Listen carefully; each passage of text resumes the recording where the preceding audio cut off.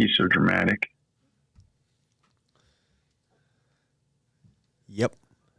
We up and running? Yep. All right, outstanding.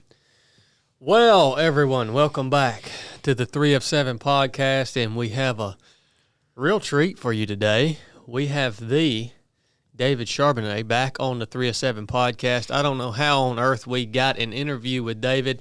He has a house full of young children, all sorts of responsibilities as a father and a husband and a professional, and somehow he's made time to come here on the 3 of 7 podcast as we get to recap. What does recap stand for? Recapitulate? I think it's a standalone word. Is it? No, it's an abbreviation. Nah. Do you know what it stands for, David? No, but I never thought of it, but capitulate is probably what it is, I would think. Recapacitate. I think it's Capacitate. we get to recapitulate our experience at the Yukon 1000, which is the longest kayaking race in the world. It starts in Whitehorse, Canada, in the Yukon territory, and the finish line is at the Dawson City Bridge, I think. Is that what it's called, David? No, we were in Dawson City. Dalton Highway Bridge. Dawson City just has a special place. That's where we were, right? That has a special place in my heart.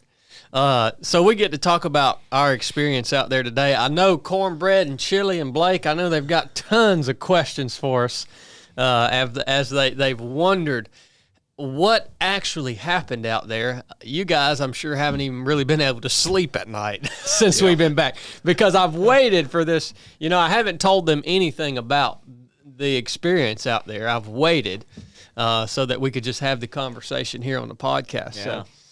So I'm looking forward to this, man. David, thank you for being on today. Yeah, man. Awesome to get to recapitulate and reminisce and see if I remember how much I remember.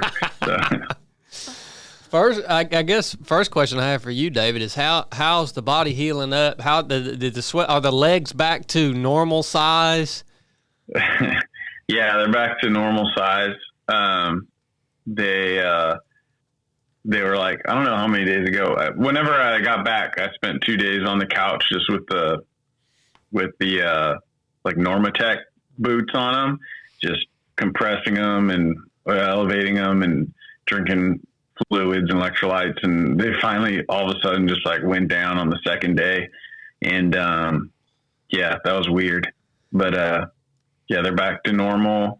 My forearm's almost back to normal size, and, whatever that was all about. And the wrist is not hurting as bad.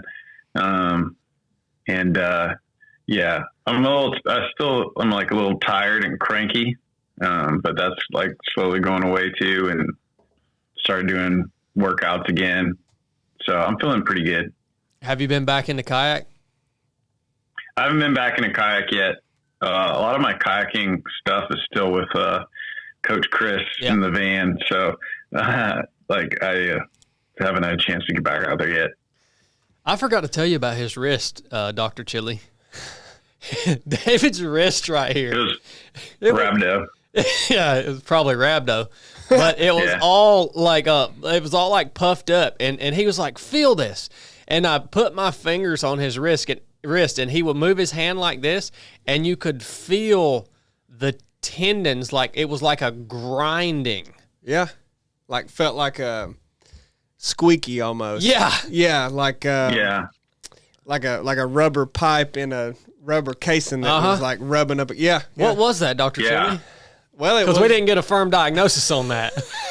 A lot of times people's Achilles tendon will do that on the back of their leg whenever it gets super swollen. He hurt his wrist and inflamed. Well, no, I mean, really, like that's where you see it most of the time. So yeah, it's just that tendon moving back and forth and that swollen, because it's got a lot of tears in it. David, we're getting old, man. Yeah, man. Where can This is the cripple's Achilles right here. little wrist. And just from overuse, it's like when people ramp up their mileage too quick with running, their Achilles will do that. And Tobacco cast. look at him. Yeah.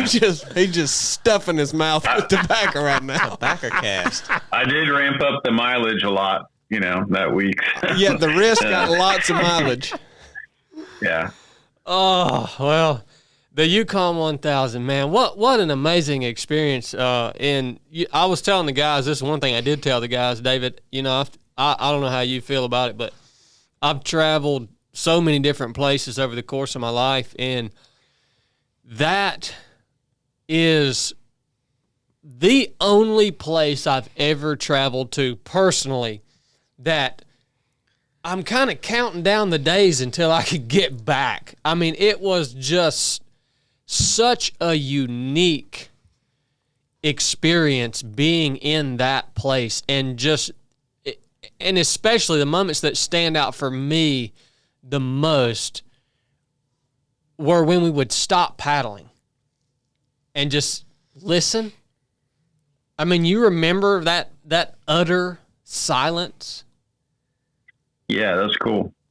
It was Yeah. no airplanes, no traffic, nothing. It was just complete and utter silence. And you just can't get that around here, man. Yeah. I remember on the third day, a jetliner was way up high, went over, and we were both like, what is that? It was so, we'd already gotten used to there being no noise at all. So yeah, that was one really cool thing. Yeah, for me, it was each day I was blown away by some sight or something. And then, something would be more spectacular, around the bend. And it's just it kept happening, we came up to that 200-foot cut bank, and I was like, holy cow, look at that. That's crazy. And then, a couple of bends later, we're looking at a 500-foot cut bank. It was just it was crazy what that river does to the landscape. And, getting to be out there in it was, very special, very cool. Yeah, it does cut such an unbelievable channel through the landscape because it freezes every winter. It freezes 8-foot thick ice, and then when it starts to break up in the spring and early summer, those massive chunks of ice will take out huge terrain features because they're just so heavy and they're moving, and they'll get, if anything tries to stop them, they get backed up and they'll just push entire terrain features out of the way. Wow. So it's so much different than the rivers that we have around here that, do kind of shape the land as the river flows through the land, but they stay, they don't cause near the damage that Yukon causes as it freezes and then thaws year after year after year. So, yeah, I mean, these cut banks and stuff were just it made you feel like a little ant where it would just carve out, a massive vertical cut, out the side of a 500-foot mountain or something.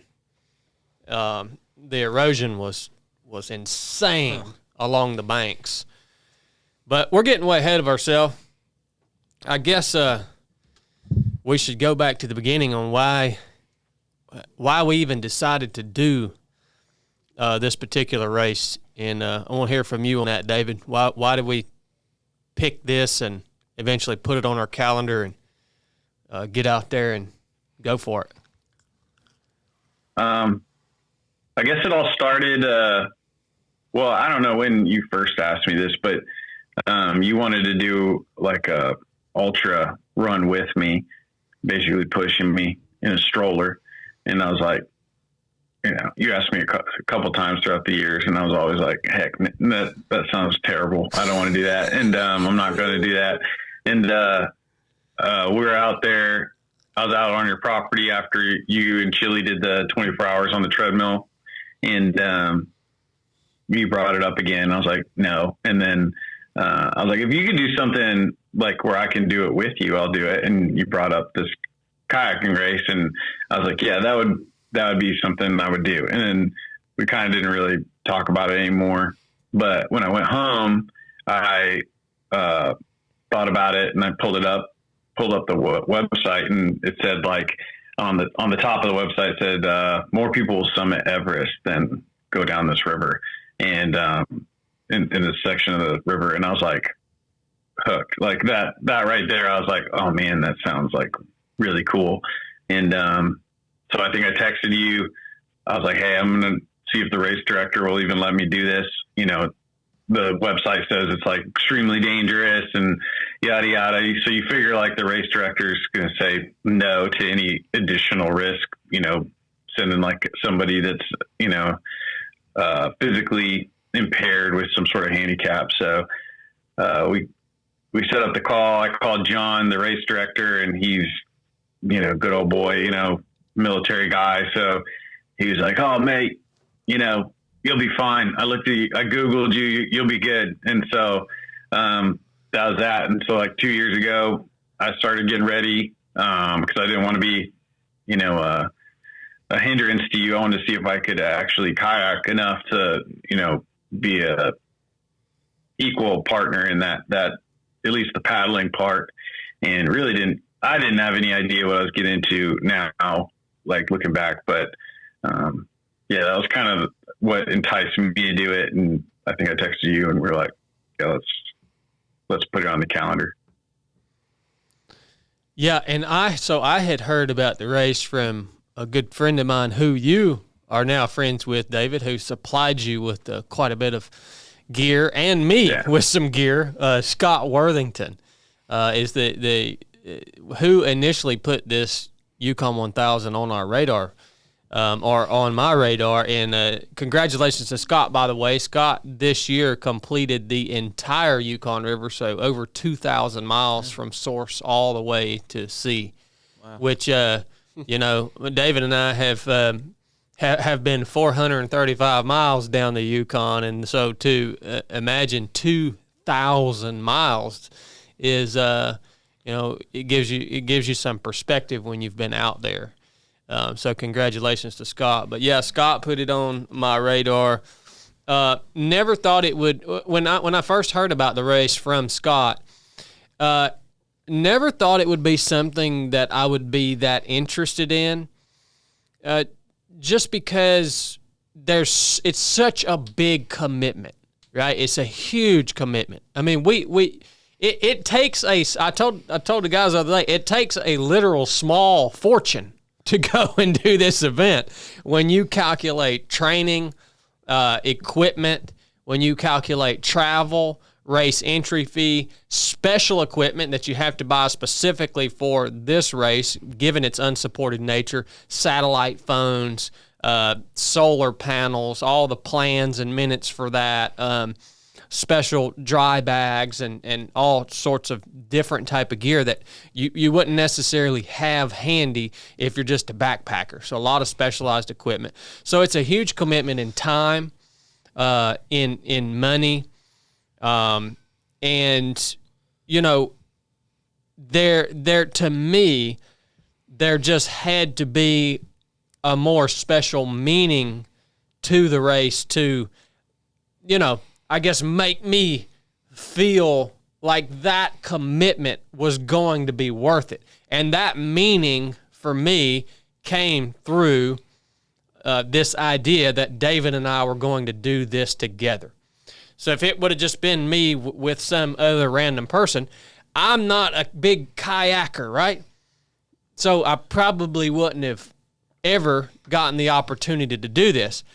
I'm thankful that we did, and that David and I found that meaning and that purpose together to go out and experience this, because now I'm absolutely in love with it. Because now I just want to go back and get back on the river at some point, right? It was that magnificent. But there's so much more that came out of this experience and this commitment that both David and I made together as a team to go and attempt this feat there's so much more that came out of it than just that experience of being on the river and seeing that part of the country. And one of the biggest things that has come out of this, I think, is our friendship with Chris.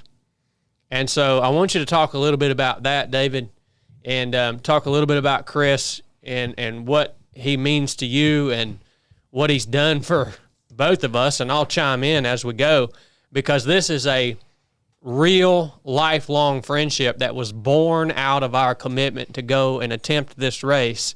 And I think it has really become such a big part of the story that it even almost overshadows, in terms of value, it overshadows the actual experience itself, you know? Yeah. I was actually just reflecting on this point, actually, because, not getting to finish the race, I was trying to like see the blessings that came from it, even though we didn't get to like complete what we wanted at this time, so, like first and foremost, one of the biggest blessings is my relationship with Chris Barlow. When I was trying to find out if I could even kayak, to figure out if, this was like physically possible for, my physical situation. I kept asking around, and, my uncle, he paddled canoe in the Olympics, and I was like, do you know anyone that paddles, kayak around San Diego? And he was like, yeah, this guy, Chris Barlow. And I kept hearing, Chris Barlow from everybody asked. So I was like, okay. And he asked this guy. And so I contacted him. He's, one of the most special people on earth, honestly. He's an Olympian. He moved out to San Diego on his honeymoon from Wales, and they just never left. And he got a job riding Shamu at SeaWorld for a while, and SeaWorld, paid him while he was training to go to the Olympics and stuff. And when he finished being an Olympian, he became a firefighter, did a whole career as a firefighter. And just an incredible person, very selfless person. And now he volunteers his time, coaching the San Diego Canoe and Kayak Team club here in San Diego. And he just took me under his wing, and immediately, when I just came down, I thought we were going to talk about it. He's like, all right, let's get in the boat, and just immediately gets me kayaking with him. Signs us up for like a tandem ocean race and a tandem kayak that I was like, oh, we're going to do so terrible. But we ended up getting second place because I had an Olympian in the front seat. So got me really excited about kayaking, and it became, kind of a huge part of my life the last 2 years. And I didn't really expect that. But my wife Janet always jokes that Chris and I are like the same person, just a couple decades apart. And we are in a lot of ways. We're very similar in the things that we like, and kind of our stories of, how we met our wives and all that stuff. And so, I traveled with them up to Northern California to go to like the U.S. trials for sprint kayak for the U.S.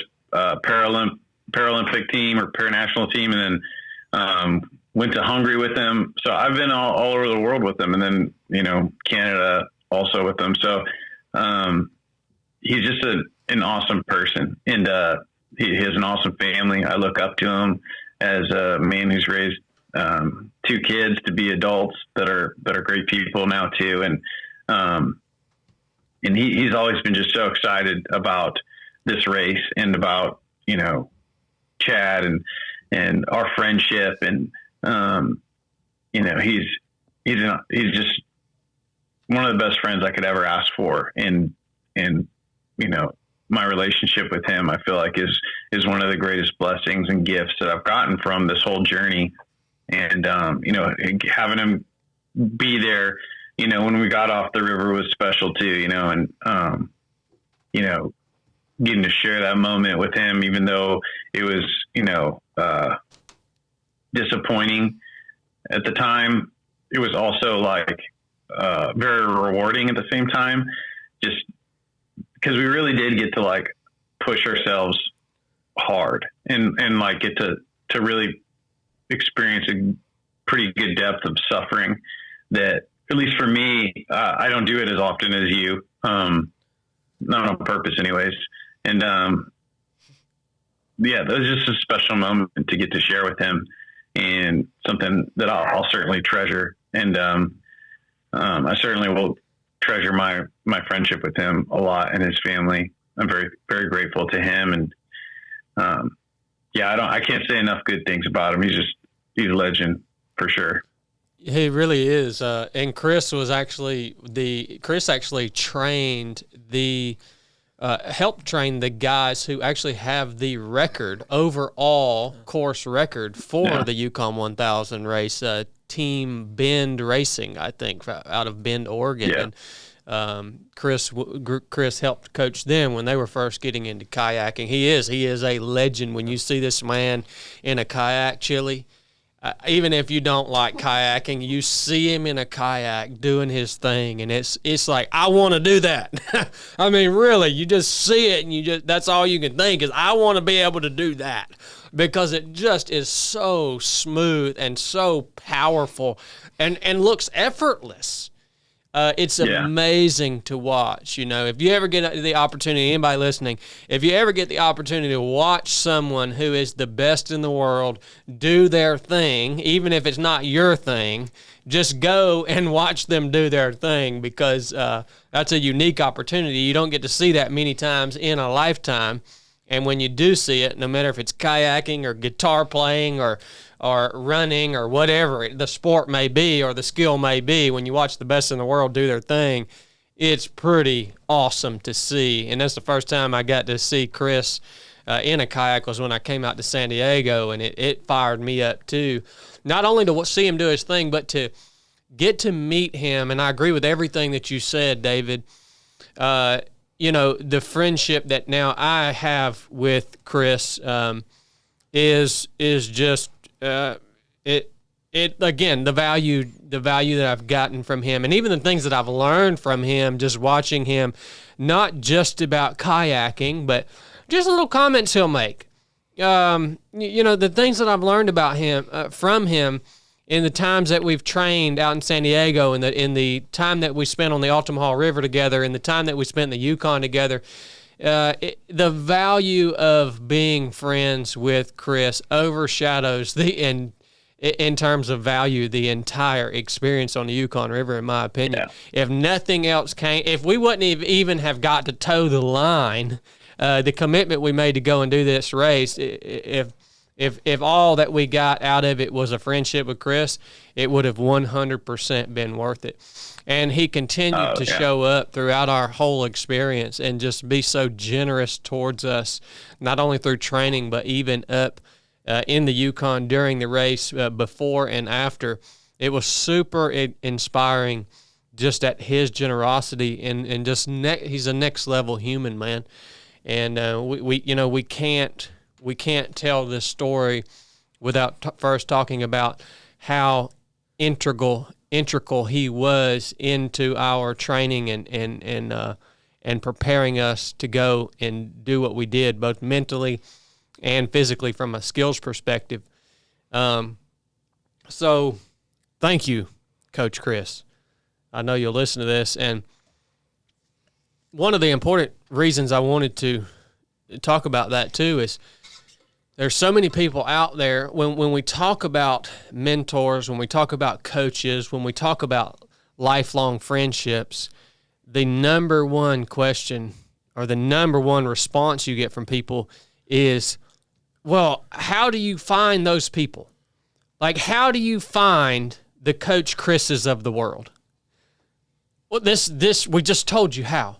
Like, how do you find these people who are the people to learn from, to be in relationship with? If your life is absent of a coach or a mentor or someone who is kind of calling you up to a higher place, if your life is absent of that person, how do you find these people? And it is to make these big commitments to do these big things that you are indeed not ready for, and then go out and figure out how you're going to prepare, how you're going to train, how you're going to execute. And along that journey, you're going to meet these types of people, which is exactly what happened to you, David, and is exactly in turn what happened to me. I will say this too, you know, like you meet special people, you know, you're going to meet the type of people that fit the scenario. If you go to make friends at the bar, you know, on a Saturday night, going to the bar on a Saturday night is easy. It doesn't require anything special of you to be there. You're going to meet not special people probably. But if you commit to something, you know, challenging, like the Yukon was, I mean, everyone we met up there was a special person. Scott Worthington, you know, John, the race director of the Yukon. We met so many other competitors. They're just quality people because it's like, it requires that of, you know, it attracts that type of person. And, you know, like Chris is just a person committed to like excellence and to he's a perfectionist, and he's been at the pinnacle of like his sport. And, you know, he demands the best of himself and the people that he's around. Like the only thing that really ticks him off is when, you don't give your best. And I think that's why we were able to drag him out of retirement to coach us, is because like, we're not the best paddlers that he coaches by even a long shot, but like he always knew if he told us to do something, we would try to do it the absolute best we could.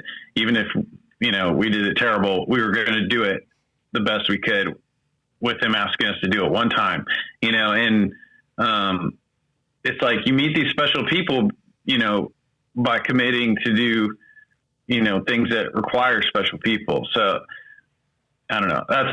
I've been, you know, overwhelmed by the relationships that we've made throughout this journey. Just like so grateful, you know, like Scott and, you know, John and Chris, all of them. But like, that was something that I was thinking about, was like, you know, I don't commit to do these. Like, I'm not doing ultras like, you know, every year like you are, but, you know, I was fortunate enough to kind of get that experience through that. And I'm sure you probably, would say the same, you know, I don't know, with doing the ultras, that you meet special people doing these things, you know what I mean? Because it requires someone special. 100%. That's how we met Chili. Yeah, it almost always happens. I mean, yeah, that's how me and Chili became friends.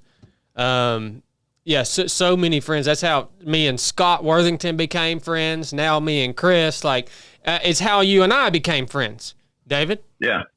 Through desiring to become SEALs and going through SEAL training together. It's the same story over and over and over again. Where did you meet the most special people that you are going to spend the most valuable times of your life with? It's when you committed to doing these things that require, like you said, David, special people to actually go and do them. So that's just been the story of my life, and I think your life too, David. So it's a huge point out there, and I think a huge takeaway for anybody that's listening. I want to dig into the race itself a little bit now.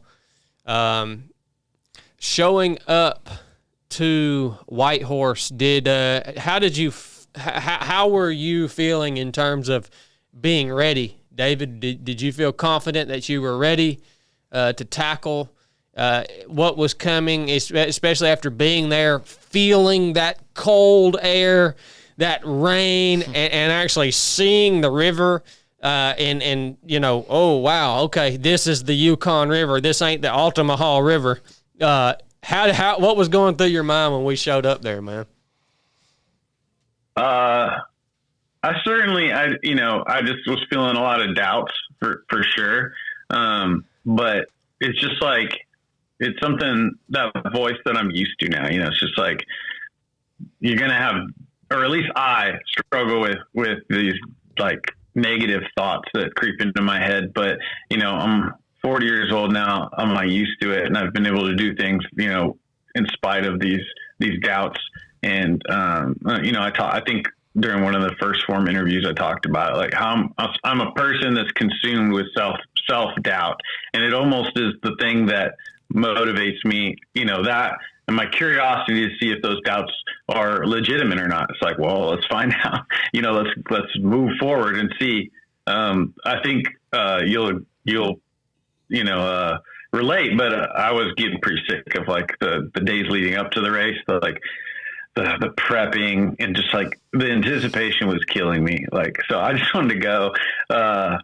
The great thing about White Horse was every restaurant we went to was like awesome. So I could have stayed in White Horse for forever. I was like, I was loving that, but yeah, the anticipation was killing me. I think I told you during the race that it reminded me of parachuting. Like I hated sitting in the airplane. It was just like, it made me so anxious and nervous.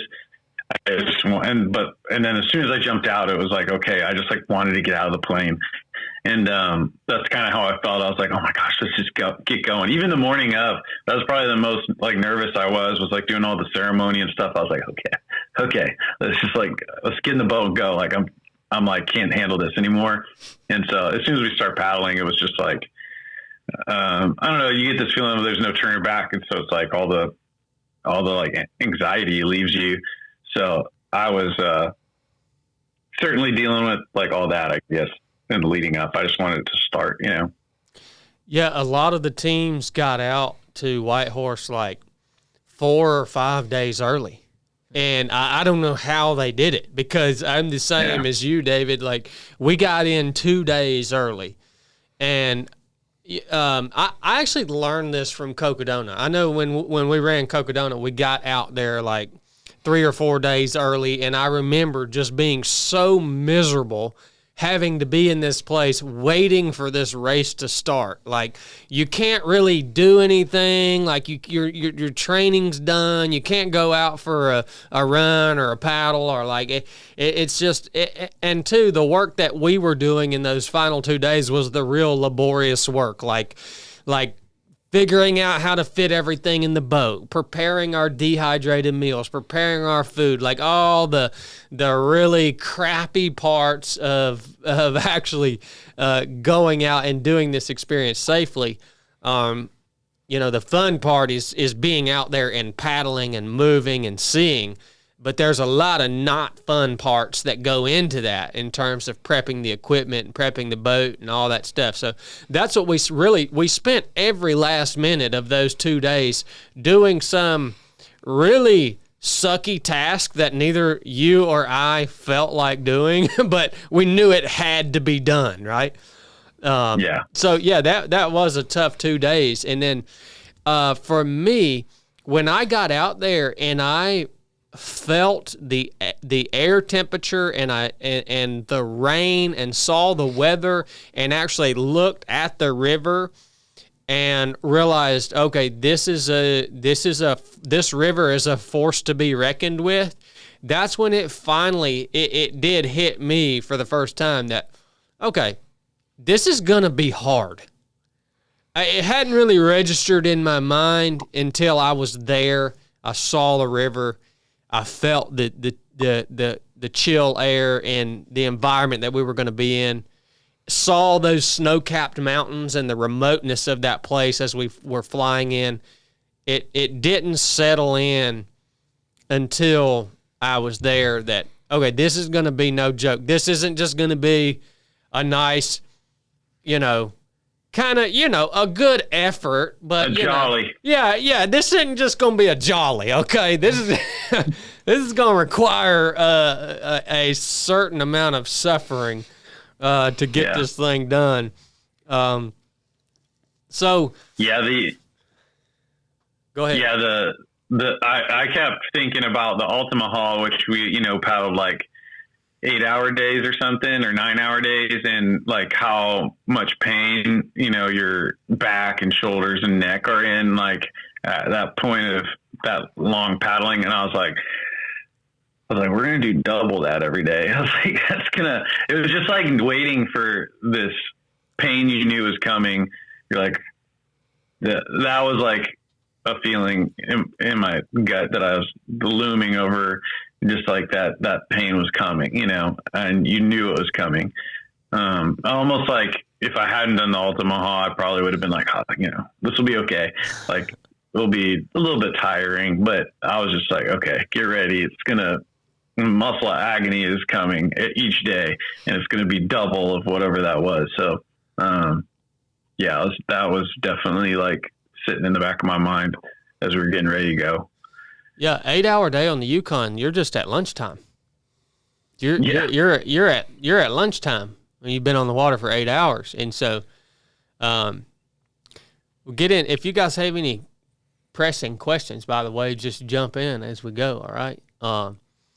We'll getting into the race once we actually did get all our gear stowed away. Okay, we're on the start line. We get in the boat. We take off. One thing that I think we should mention on this is the parameters as we are racing of this particular event. This event is unsupported, not self-supported. Unsupported means you have to start with everything that you need to get you throughout the entire duration of the race. You can't like pull off in a little village somewhere and resupply on your food or anything like that, even if it's you doing all the work to procure food or water or equipment as you go. If you don't have it when you push off into the water, then you're not going to have it through to the finish. And if you receive any aid or you seek any aid throughout the entire course of the race, you're disqualified.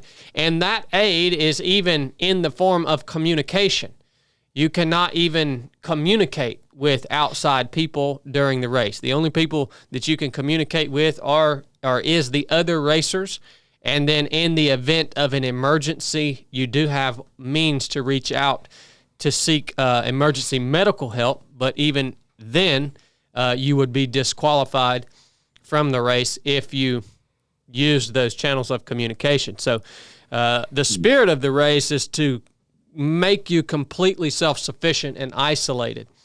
The format of the race is you are allowed to be on the water for 18 hours per day, per 24-hour time period, and you have to be off the water for 6 hours per 24 hours time cycle. So 18 hours a day on the water, and then you had to be off the water from, whatever it was, 11 o'clock in the night, 6 hours until then you could get back. After that, you could get back on the water. So big, long days. The sun never sets. The sun's up the whole time. Same brightness? It doesn't even start? No, it changes. About 3 a.m. would probably be the darkest it gets, but it's still never even dark enough to pull out a headlamp. Mm-hmm. Just like dusk? Yeah, like dusty dark. Yeah, kind of like dusty dark. So that was kind of weird too, So just to talk about the first day, once we set off, David, we got on the water. We spent about 3 hours on the river, and and a couple of the boats kind of took off real quick. And I remember me and you were like, "Holy crap! How do those people paddle those boats that fast?" I mean, a couple of the teams were just like out of there, super fast. And so we're kind of middle to back of the middle of the pack of boats there. And we're about 3 hours on the river, and everything's going real well, I think. I mean, it almost seemed like we were just out there having a jolly, David. Yeah. What, is this some sort of joke, having a jolly? Yeah, it's like the theme. Yeah. So John, the race director, is British, and he mentioned, we're not out here just having a jolly. This is a race. We're not just having a jolly, barbecuing and campfires. So anytime we're feeling like lazy or just wanted to pretend like we were being lazy, we're like, oh, we're just out here having a jolly, So that was like our running joke on the water for sure. Okay. It was. I got to keep that going at home too. That's just a It's term. good, man. Yeah. I mean that first 3 hours on the river was it was nice. You know, we're just man, we're finally out here. We're finally doing it. Yeah. And then we come to old Lake Laberge. Okay. Lake Laberge. Okay. Okay. The fun was over. So the Yukon dumps out into this lake. Now this lake's a little over 50 kilometers long.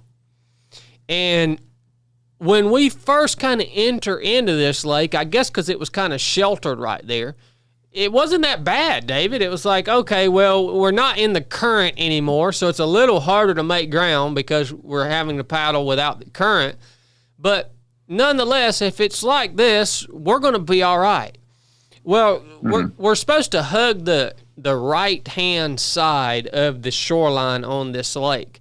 And I'm talking, I remember talking to David, I'm being like, man, it's crazy that we have to hug the right-hand side of this shoreline. We couldn't get more than 200 meters from the shoreline on the right-hand side. I said, because we could shoot a straight line across this lake and we could sure save a lot of distance instead of having to contour around this shoreline the whole time, right? And I remember David saying, you don't want to get out in the middle of that lake because you can really get in big trouble out there. And like if you turn the boat over, you're not going to be able to get back to the shore if you're way out in the middle of this massive lake. And I'm like, what trouble could we get in? We're on a nice, calm lake here. Like, what's he talking about? Well, after being on Lake Laberge for about an hour, something changed. Because the wind picked up, and thank the Lord, it was a tailwind. Yeah. But the wind... I was praying that all day, man. I was like, because I saw in the weather that it was going to pick up. We were going to have wind in the evening or the afternoon or whatever. And I was like, God, just let it be a tailwind. I mean, so that was the answer to prayer. If it would have been a headwind, I don't know how long it would have took to get across that lake. I don't even know if it would have been possible. I'm wondering if we wouldn't have just had to pull off, bed down until the wind died down and then get back on the water. But this tailwind started up, and it started kicking up these, I'd say 2 foot rolling waves, which is a fair size wave. And they were coming rear quartering. So they were coming and hitting us kind of in the back left corner of the kayak, which was constantly pushing us toward the bank, right? And these waves were so large that when they would come, they would pick the rear of the kayak up out of the water, so I would lose steering because the rudder would be totally out of the water, and then it would dump the bow of the kayak into the water as it came down off the wave, and so the water would come all the way up over the top of the kayak deck, right smack into David's lap. Cold, cold water. So half the boat's out of the water, the other half of the kayak's under the water. You come down, level out, and then another one's coming right behind us. And not to mention, because it's rear quartering, you're having to constantly use your core to stabilize this kayak because it's a pretty narrow boat.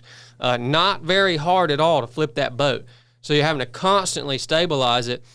And it took us, David, what would we have that for? About 7 hours?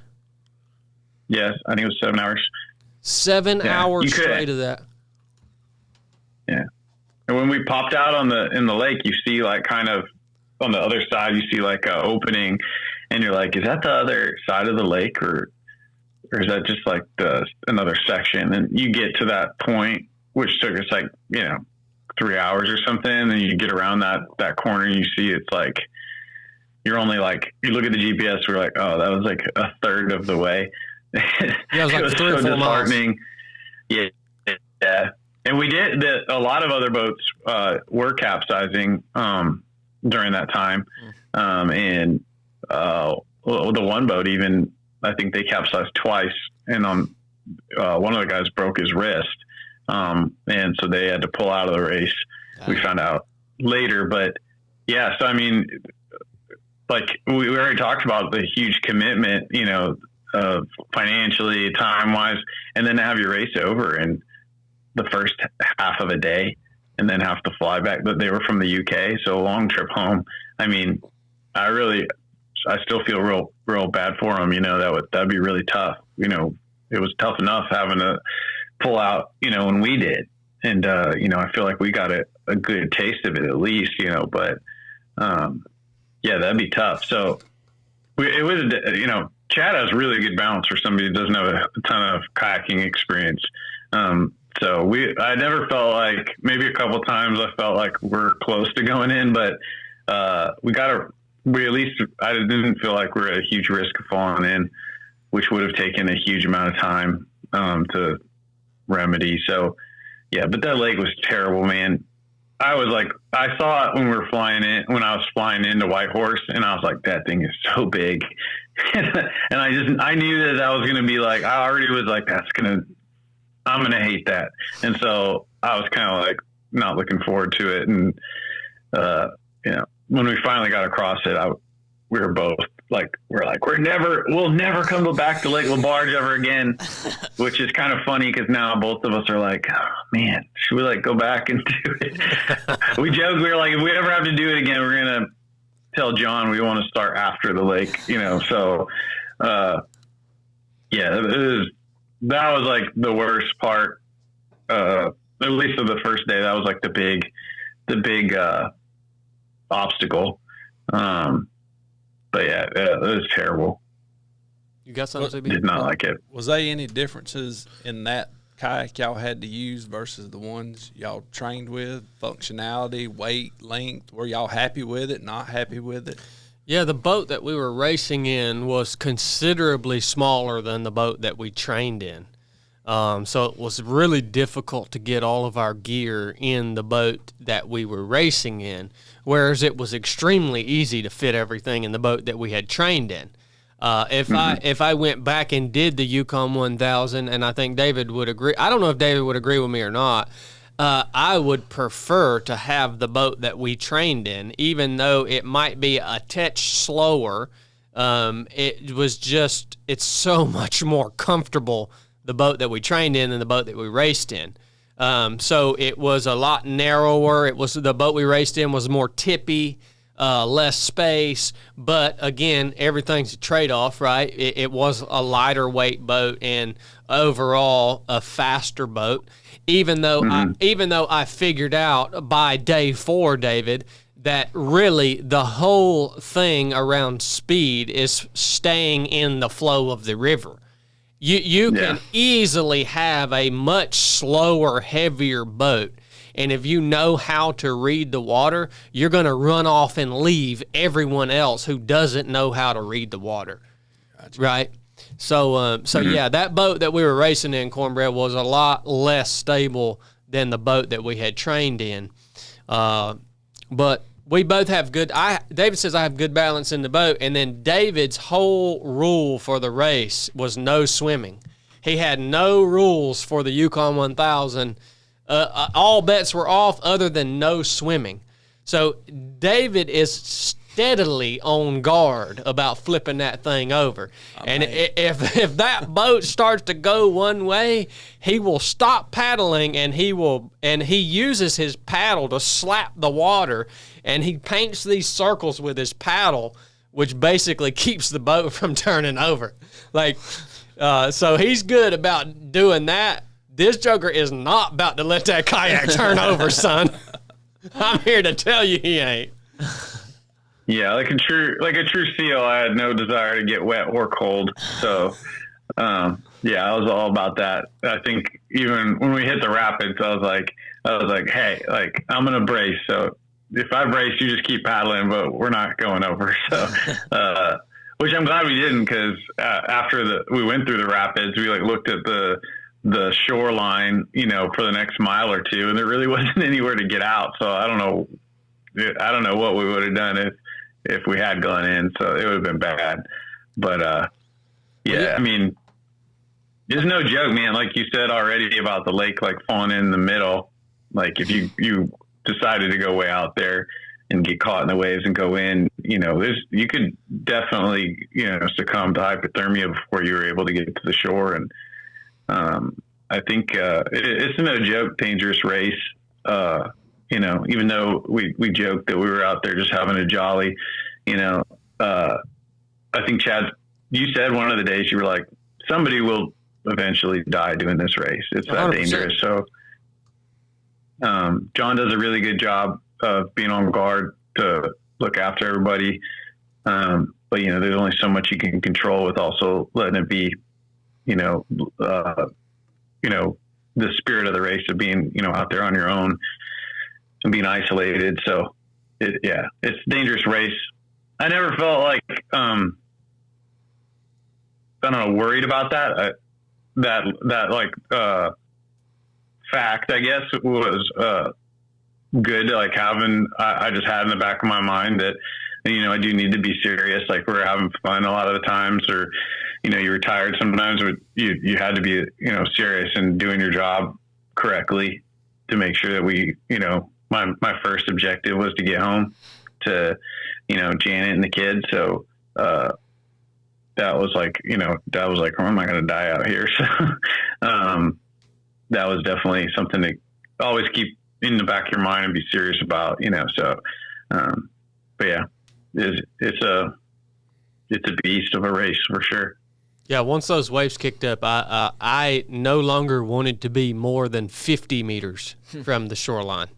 So once those waves kicked up, we hugged that shoreline tight all the way around and finally got out of that dang lake, which was definitely the worst part of the whole experience for me was the lake. I hope if the Lord ever allows me to go back and do that lake or that race again and I have to paddle across that lake, I hope he gives me the experience of it, like probably the one day of year that it's just like glass and we get to actually enjoy paddling across that lake. But you'll get a headwind next time. Gosh almighty. Oh, gosh. But we come out the end of that lake, and I'm, I get the little GoPro out, and I'm giving a little update. Oh, yeah, guys, we finally made it out of the lake. Gosh, that was so miserable. And all of a sudden, I hear David scream out, whirlpool, whirlpool. And I look up, and there's a stinking whirlpool the size of this studio right in front of the boat, man. That was wild, dude. Yeah. Cornbread's going to have nightmares like he's in this race. He's over there sweating bullets right now. That was wild. And that should all actually be on that GoPro because I immediately stopped filming and picked my paddle back up. And it was sucking us right in. So all we could do is just paddle as hard as we could to have enough momentum to get through this thing without it taking us and spinning us, you know what I mean? But there were, for anybody that's listening to this that does the race, there's like 2 or 3 of those whirlpools right there once you get out of Lake Laberge and you actually get back into the river. Yeah, I actually was looking around for it because I watched a YouTube video that some people did kind of a YouTube journal as they did the race. And they said right after Lake Laberge, they weren't paying attention and then they hit a whirlpool.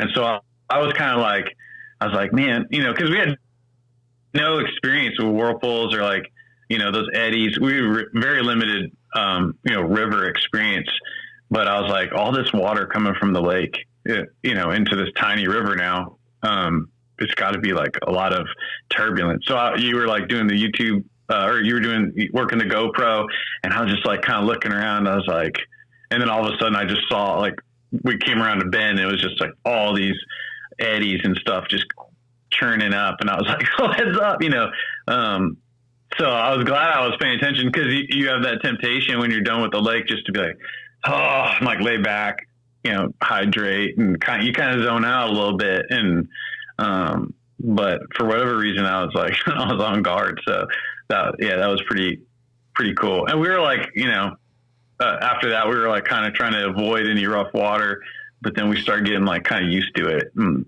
after, the next day we were like trying to find rough water because we knew it was like going to push us faster, So I feel like our river experience, like, went up tenfold during that time, because we were starting out with zero experience on the river. And you just pick up things, as we're going along each day. Yeah, and that translates to efficiency and speed on the water for sure. Yeah. We saw that kind of unfold over the course of the 4 days that we were out there. So after we got out of there, got back into the river, we still had quite a bit of time left to paddle. We were cranking, and it started, I think, actually raining later on that night while we were still on the water. Temperatures plummeted pretty low. I'm going to say it was probably in the 40s with a rain, and we're already soaking wet from the waves in the lake. Never dried out from that. And so we got about 90, maybe a little over 90 miles in that first day, which I was happy with because 50K of that was on the lake, right? I was like, okay, that's good. 90 miles, 50K of that was on the lake, so we should be able to get well over 100 the next day. And we pulled up. Actually, my favorite campsite, David, was the campsite that we had on night one. And it was a nice little point on an island that we pulled up to. But the kayak, when you have the skirt on the kayak, which we ran the skirts the whole time, it traps a lot of heat in the cockpit or the hull of the kayak.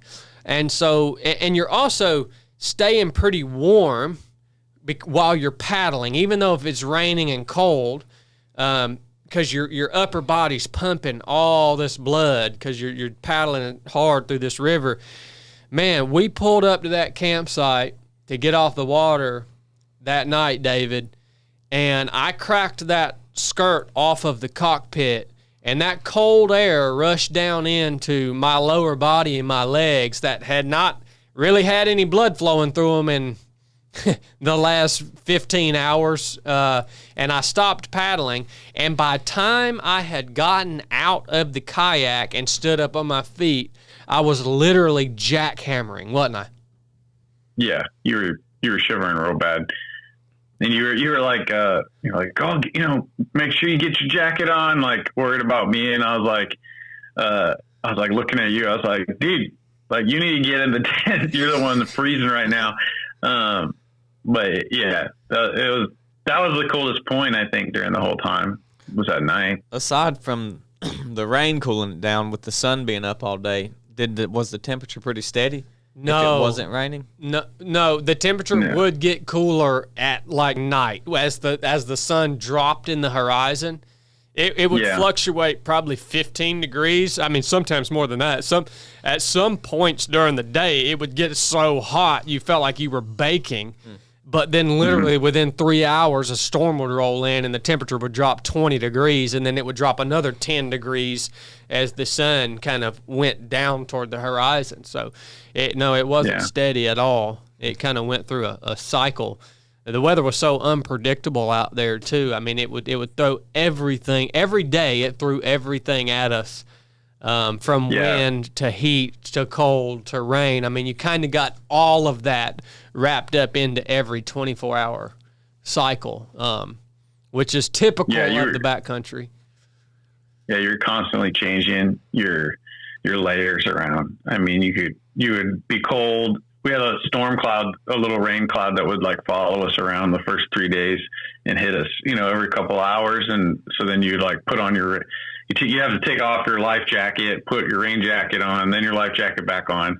And then, then you'd be warm if you're paddling inside your rain jacket. But when you'd stop to hydrate and stuff, you'd start shivering again. And then, the clouds would go away and it would get really hot. And then you'd be stripping down your rain jacket. And on the last day, we actually had to strip down out of our base layer too. It was even too hot and had to put on just like a sun shirt. And I kept dumping water down my back that last day because it was so hot. Which is like, at least I didn't expect that. I thought it was going to be hotter during the first part of the race when you're like more south, but as we got further north, it got hotter. And I guess that's typical of that area at that time, but I was not expecting it. It was definitely the coldest the further south we were. Yeah. So we got our shelter up. David got in the shelter. Again, he never even got cold like I did for some reason. He just, I think he sat there, and I think you stayed in the cockpit where put your jacket on, kept that heat in the cockpit until I got that shelter up, and then you bounced out of it, got in there and got that stove lit up. And I remember you saying, what's that? Yeah. That drag bag too, like as soon as I got out, I was zipped up in that just to get through the mud. And that was like, again, just protected my legs from being exposed. So I had the jacket on, and then I scooched through the mud. And then, yeah, like you said, when you were like, fire up that stove, get the water boiling. When I fired up the stove, it turned like within seconds, it turned the inside of that tent into like a sauna. So I was getting, and you were still unpacking stuff, freezing to death. And, yeah, so you got really cold that evening, but I only was exposed to it for a little bit because I was doing the water. So I was hot next to the stove. I thought, to me, that first night was so special because it was something that I had anticipated for so long, was the first night being camped on the banks of the Yukon River. To me, it was just a really, really special experience, man. I just anticipated that and thought about that. What was it going to be like? Was it ever going to come? Was I actually going to get there? There for a while, I didn't even know if I was going to get there because the day before the race, I had a splitting headache that I thought, what is happening to me right now? I can barely even walk around and talk to anyone because my head is just hurting so bad. I don't know what was going on. David, you had a headache that day too.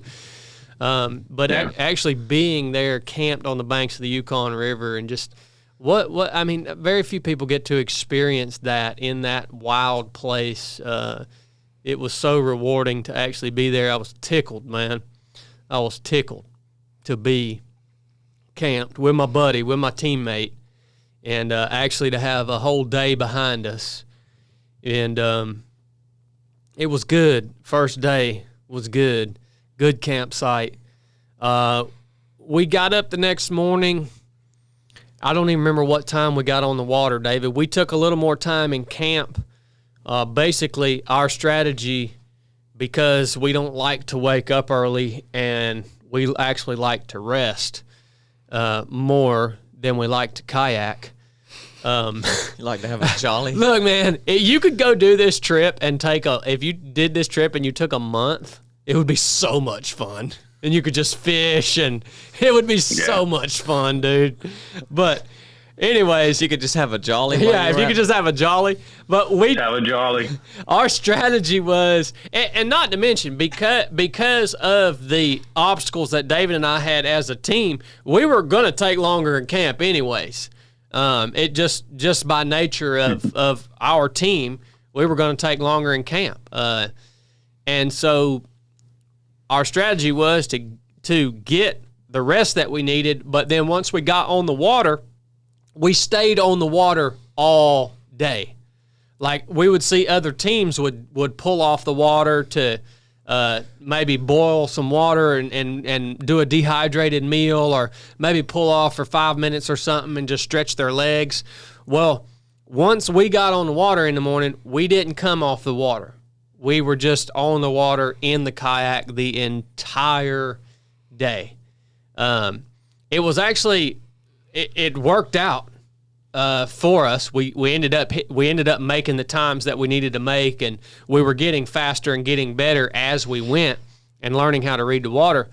But, you know, one of the big advantages that I felt like I had being in a team with David, and David being paralyzed, is that if I would have had another team, if my teammate would have been able to get up and walk around, I would have been convincing my teammate, hey, let's pull off on this sandbar right here and walk around a little bit because I am sick of sitting in this dang boat. But every time I got to feeling that way, thinking, oh my gosh, the back of this thing is digging into my lower back and my legs and feet are cramping up and my hips hurt so bad it's almost intolerable. I would think, if I pull off over here in this sandbar and get up and stretch and walk around a little bit to relieve myself of this misery, David's just going to sit in the kayak and wait for me to get done. So I was like, I'm just going to stay on the water then. So that was actually mentally for me, David, that's what kept me in the boat on the water all day, because I would have been trying to talk somebody else into stopping and taking a little walkabout, man. Because it was hard. It was hard to sit in that boat all day, dude. It was hard for me, and I'm used to sitting, so I can only imagine for you. Good night. Yeah. Day 2. What went down on day 2 that you remember? Well, day 2, like the big thing is the rapids, and we knew we were going to hit that in the later part of the day. So, I mean, we had a long time. I felt like a pretty enjoyable day, you know, just learning to like try to find the current. A lot of like just bending back and forth in that section of the river, I feel like. You hit Carmax is like kind of like that section that you hit before the rapids. So, I mean, just, it was like a lot of just learning the river, the beginning of the day. I don't feel like anything was super, like any big moments. We were catching up. We would see other boats and we would try to like catch up to them since we had, stayed in the tent a little longer for the rain to pass. So, that was nice, like catching up to the other teams. I feel like the whole time we were trying, I don't know, I felt like you always, kept our mindset on like, we're doing our race. Like we're not gonna worry about, the other boats. But in my mind, it was like nice when you'd see another boat and pass them or whatever. But, like try not to like, you'd see one in front of you and you'd want to like put out to like catch up to them, pass them. But you had to just like kind of stay on your program and then just let the process, close on them. So we closed on a lot of teams in the beginning of that day. And then, we get the Carmax, and so I'm navigating, and on the map, you don't see like where the rapids are, like, but I knew the section where it was on the map. But as we're going around, for whatever reason, I'm like not remembering, I guess, exactly where it is. So I'm like, we go around a bend. Also, they say you need to stick to the right of the river to shoot through this rapids. Like if you go to the left, you're going to go in. And so they brief you. You need to go through the right section. And so we're sticking to the right. And I'm like, it's around this bend. All right, okay, let's get ready. We go around the bend and it's not there. And I'm like, okay, the next bend, go around, it's not there. About like the third time I did that, I'm like, okay, I don't know where it is. So then we're just like, he's like, well, I need to pump water. I was like, yeah, you got time to pump water. So we're pumping water. Then we drift over to the left side of the river. And then we come around the bend, and I'm like, the rapids are like right there. We're like pumping water on the wrong side of the river. I'm like, oh gosh, we got to go. And for a split second, I was like, we're not going to make it across. Like the river is like pumping through these rapids, and we have to cut like straight across it and then turn really hard, 90 degrees, and go through this. And so we like paddled the hardest we had to paddle the entire time as far as like sprinting, got across it, made an 90-degree turn, hit the rapids exactly where we needed to. I felt like we were just like clicking with our communication. And like the boats are not very easy to steer. You can tell the other teams had a lot of problems with it. Chad would mention it was like, finicky and difficult and unresponsive. So he did an awesome job, putting us right in the position we needed to through that rapids, and we got through it, no problem. And it was a good time. It was fun. We made it a little bit more exciting than it needed to be, but we did it. So I'll have it better marked if I ever do it again. That's for sure. But yeah. So that was like, I think that was like the big part of the second day was making it through the rapids. That's like a big kind of mental hurdle to put behind you.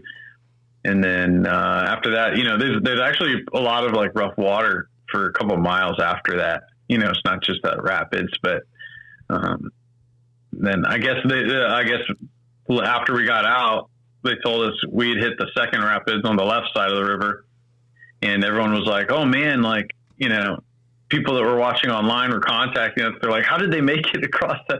I guess that's like not a very safe place to go, but we had no idea, you know, what section to hit at that point because we weren't briefed on those rapids. So we just went through it, and and then we found I think it was, you know, an hour or two after that, we found a campsite on a little island, right? Yeah, so I think that was about all of the second day. Yeah, but that was our biggest mistake of the second day, was anticipating Five Fingers Rapids, because that started to get to my head, man. That was our biggest mistake, because, you know, you always think you're closer on that river. It seemed like you always thought you were closer to the objective, whatever that objective was for the day, than you actually were. Like, it was always going to take you longer to get through that objective than you actually were. And so we started anticipating that big obstacle way too early. Like you said, David, we kept thinking, okay, it's just around this bend, it's just around this bend. And that really started to get to my head, man. And I think that was the word that I used to sum up that second day, was just anticipation. And it was like, what I should have been thinking was, we have to be paddling, so I'm just going to keep paddling, and I'm not going to be thinking about the rapids that are coming until we round the bend and we see them. Like, we know what to do when we see them, but let's stay focused on paddling right now in through this section that we're in. And so that became really difficult for me that day, because I just wanted to get there, and I wanted to get those behind us, because that is a real high-risk area through there. And kind of once you have that behind you, you've got some smooth water that you can actually enjoy. The second set of rapids that comes after the first big set, that's called Five Fingers Rapids. The second set of rapids was apparently fairly new, that had happened during the ice melt or something this year or last year. But, I actually thought they were worse than the first set. We nailed the first set and got through there, but camping on that second night, another little low island, and the river, that was the first time kind of in through that section. That was the first time we actually saw the river start to get what's called braided, where there's multiple different little channels and creeks, and there, you know, it doesn't really look like one single river anymore. It just looks like a bunch of waterways. So before we got heavy into that, we pulled up, camped, and no drama in that camp that night. The weather was much better. I actually think the sun, you could actually see the sun breaking through the clouds a little bit. You know, I remember going to bed that evening, and that was nice. But morning came, and I had set an alarm, and I think the alarm went off, but the alarm didn't wake David and I up. And so I think it just continued to go off until it just expired. and then I think that I just happened to wake up and look at my clock, and it was 5 a.m. So we got a lot of extra rest on that second night. Yeah. Not necessarily on purpose, but neither one of us were very upset about that, were we, David? No, I mean, I was like, I don't care. Like, I was happy to sleep a little bit more. You really don't get, like, if you figure if you do a legit 6-hour stop, it takes, for us anyways, it took us like a good hour 45 to get set up, laying in bed, like after you boil water, eat, and all that stuff, and get everything unpacked. And then, you know, say you do the little GoPro video, then you get like 2 hours of sleep, and then wake up and break down do hour 45 again. So it's like you really just get like 2 hours of sleep. But so I wasn't bummed about getting extra sleep. I figured, I was like, you know, we'll be more rested, we'll make it up. My family though said they were like watching.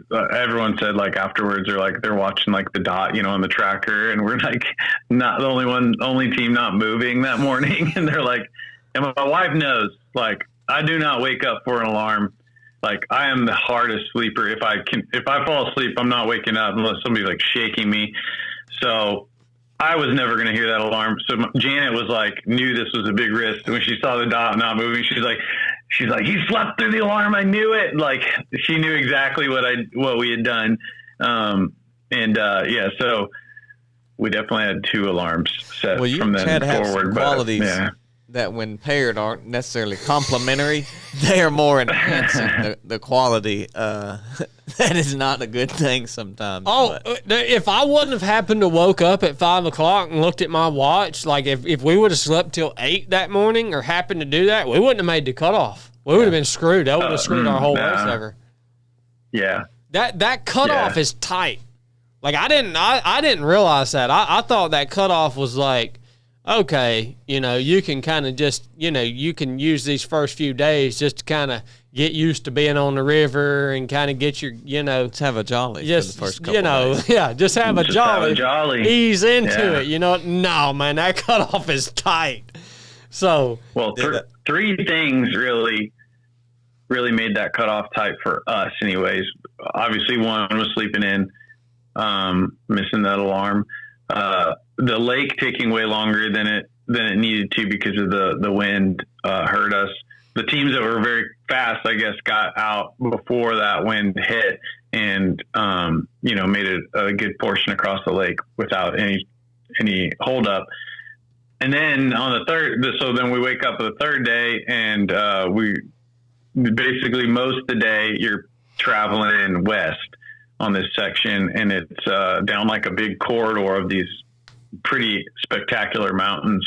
But we just had this blasting wind from the west, like for like 6 or 7 hours. You hated that wind, dude. You were so that was pissed the worst about part that. for me. Yeah. And I was like, because you just like, you couldn't escape it. Like, I think we went down this like tiny little back channel, just seeing if we could get some shelter from it and if it would make us go faster. But like, yeah, there wasn't a whole lot of flow there either. So it was just your paddling strength against the wind. And it's just like, felt so hopeless. You're just like, that was probably my mentally lowest point. And, I was like getting real negative in my head during that point. I'm almost embarrassed to say this, but I was like having such negative thoughts. I was like, man, I'm so over this race. Like I was getting so bitter. And I told Janet this. I didn't tell you during the time because I was afraid you would think that I was actually going to do it. But I was like paddling and I like looked, because I'm the navigator. Chad has no idea where we're going. I have the map and the GPS going, and I'm like looking at. I was like, I could just go wrong turn here and we won't make the cutoff and then we can be done. And that's all went through my head. I was like, oh, that's such a turd thing to think. But I was like, I could just end this right now and make a wrong turn. But I didn't.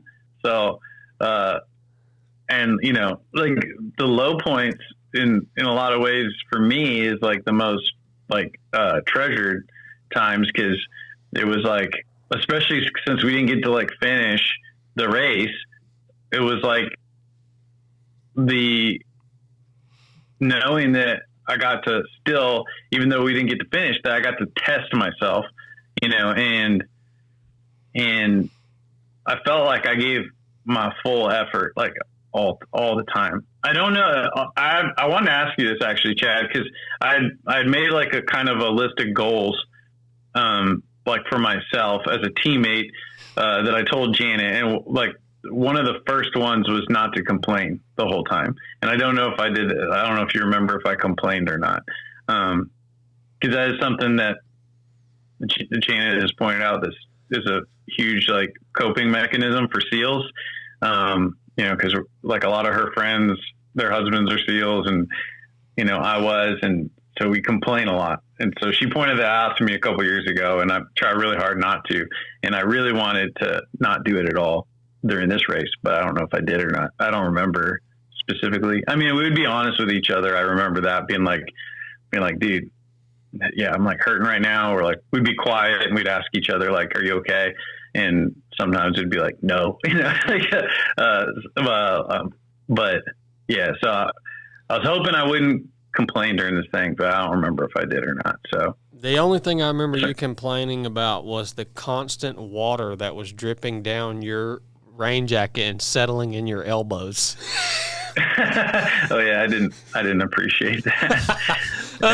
Other than that, no, man. Other than that, you were solid the whole time. Don't nobody like a wet elbow. Dude, you know it? Dude, every time he would pick his paddle up, the water would run down his paddle, down his wrist, into his rain jacket sleeve, and about every 15 minutes he would let go of his paddle and turn his sleeve like that and dump about a liter of water out of his rain jacket sleeve. Yeah. Yeah, I was like, in my head too, I was like, that cannot be helping. Like, cause you're so tired from holding your like hands up. And I'm just adding pounds and to that side, to that shoulder. So yeah, that was annoying. I don't remember how much I complained about it. I probably complained about it a lot, but, well, dang. If I ever get to do it again, I gotta remember not to complain about that. Well, that's a gear thing, because that was one of the pieces of gear that I wish I would have brought that I didn't have. Is I actually had it at home, but I didn't bring it. Was a anorak, or like a pullover that was actually made for kayaking, that has the neoprene sleeves around the wrists and then around the neck. I so wish I would have brought that, but Weather wool. David and I just brought regular old rain jackets, like that we use in backpacking. Oh, man, you gotta have wool. Yeah, he had wool. Mm-hmm. I wanted to. Yeah, we had plenty of wool. Yeah. Well, don't you think that would have been hard though? Because like even though like it was annoying that dripping down my sleeve or whatever, we had to take on and off that jacket, or like even you would be like, sometimes I'd have it unzipped, sometimes I'd have it all the way zipped, hood up, hood down. Just like you'd have to like adjust to the temperature so much that I think a pullover might have been annoying or difficult to like. Definitely. Yeah, I mean, just like we always say, everything's a trade-off, but when you did need to be waterproof and it was cold, that anorak with the neoprene sleeve, and the neck thing, that would have been the way to go. I mean, I could see that if you went out there and did that race and it was a real bad weather year, like really, really nasty, I could see that being almost a life-saving piece of gear.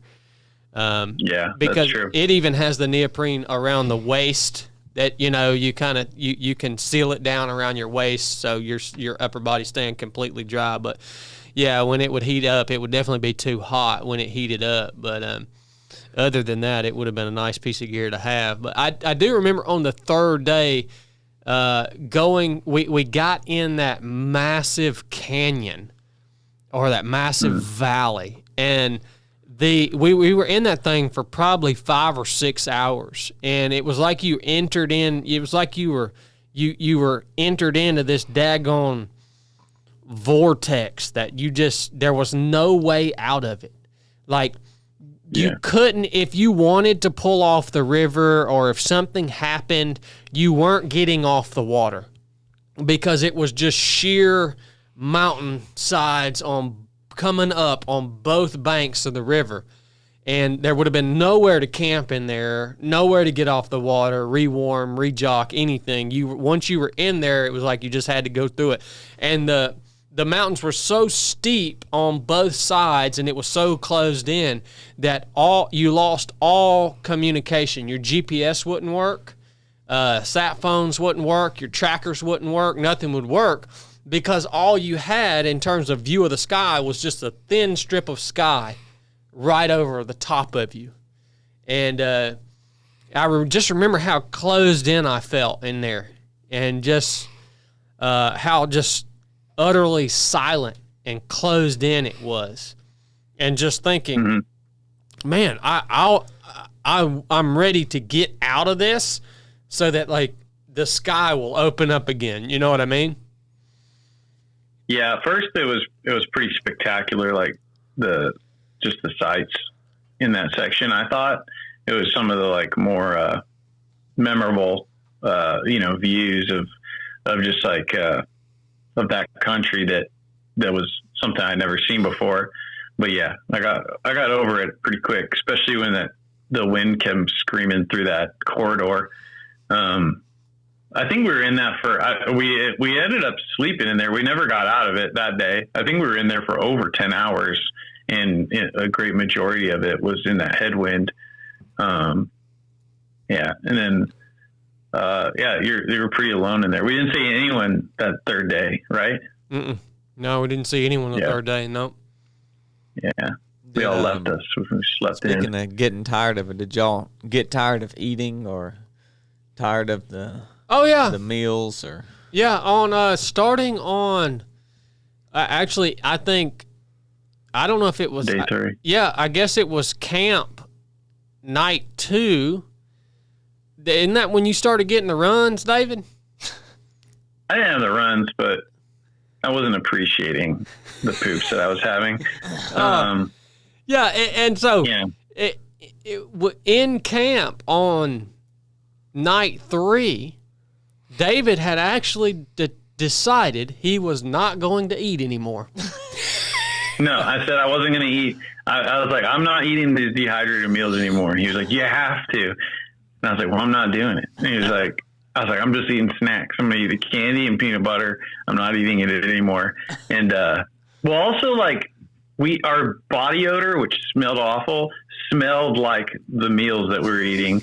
And like, so it was just like so unappetizing by that time for me anyways. And I was like, I'm not doing it. And I was swearing I wasn't going to do it. He's like, you have to have the calories. And I was like, well, I was like, not me. I can do it fasted. And he was like, yeah, maybe if you train like that. And I was like, well, tomorrow I'm going to train like that for the next day.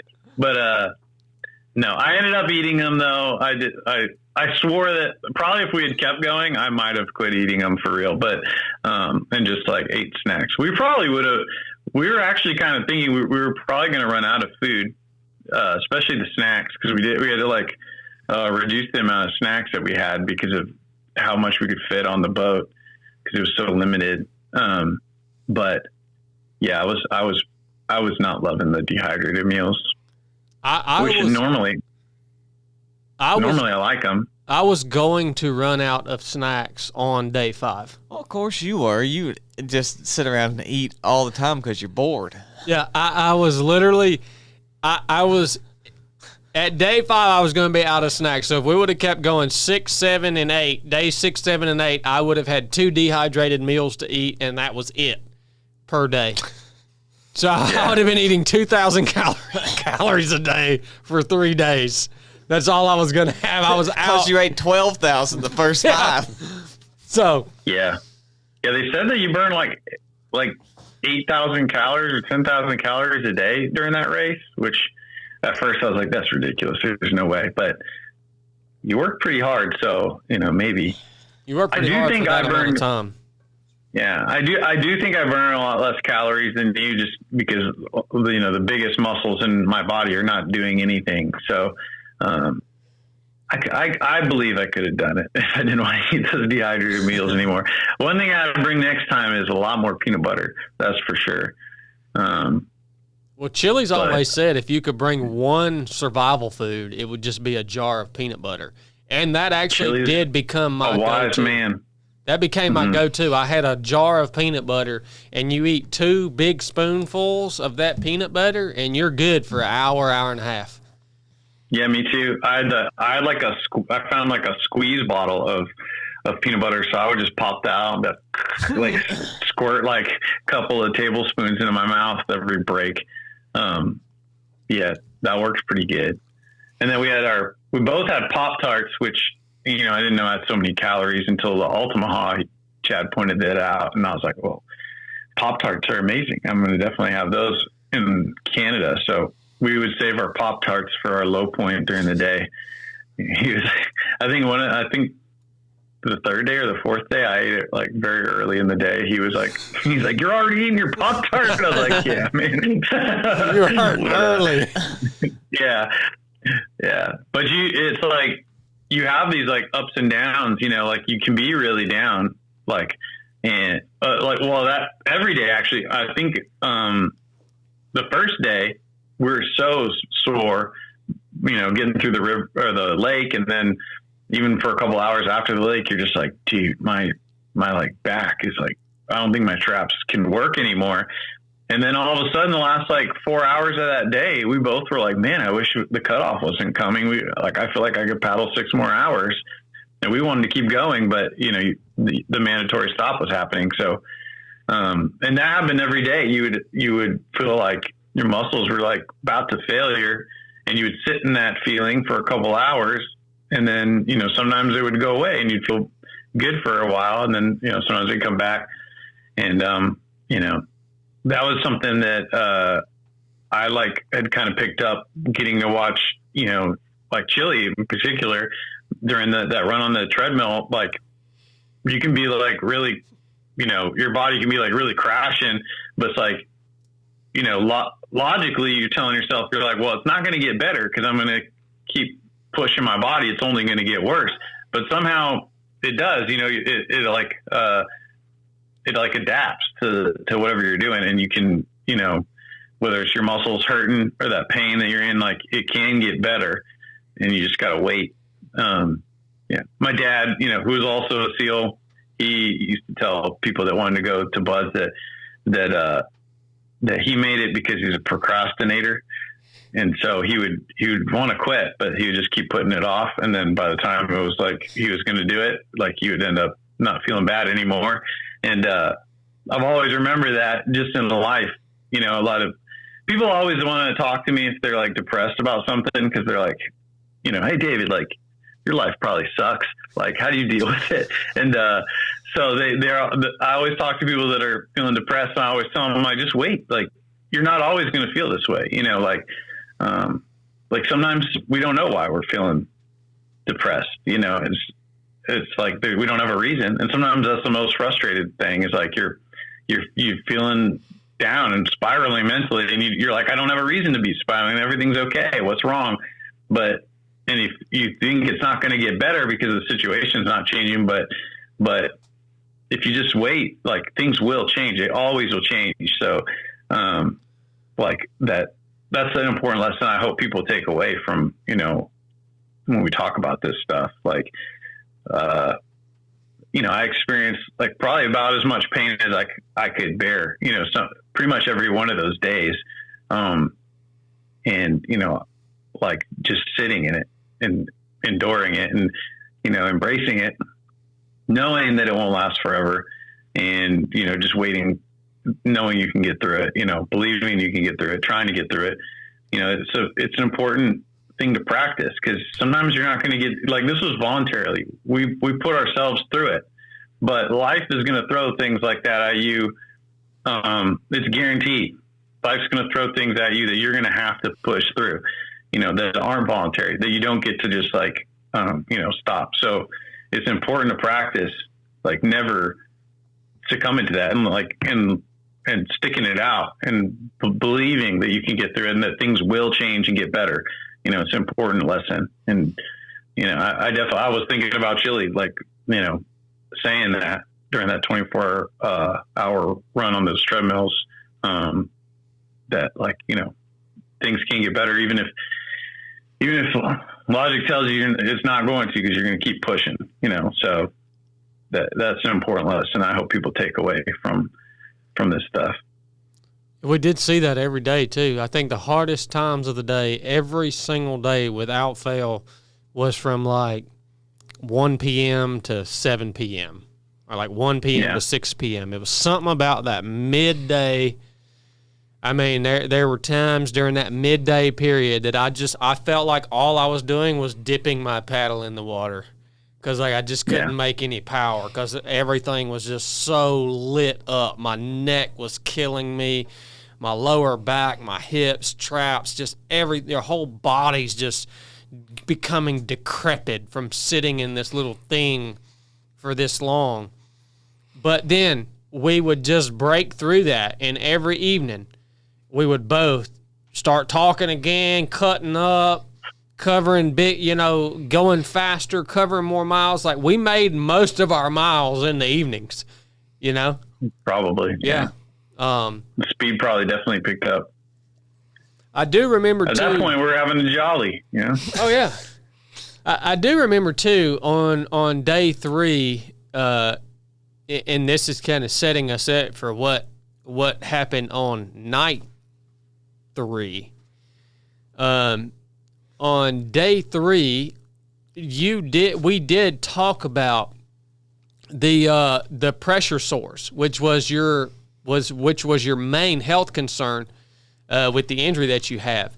Of course, to me, totally, was not totally ignorant to that, but I think I didn't realize how big of a deal that could become until you and I were having that conversation on the water. And you were like, yeah, I've got to keep an eye on these for these pressure sores. This is what it'll look like. I'm checking myself every evening. You may have to help me with that and keep an eye and just make sure that this doesn't pipe up, right? And I thought that it was odd that we had that conversation on day 3 just out of nowhere. It wasn't a planned conversation. Yeah. So I've been thinking about that, ever since. I'm like, did I manifest that thing? It just seems so weird that evening I was like, I've never had an issue with that ever. And so in my mind, I was like, I'm immune to that sort of problem that other spinal cord injured people have. But I knew that I was pushing the limit of what, someone in a wheelchair has done as far as, putting their skin through it. And so I was going to check because that was, I knew that was the one thing that that I couldn't just let go, I had my wrist hurt and I thought it could be causing a real injury, but I was like, yeah, we'll deal with that. We'll go to the doctor after we're done, whatever.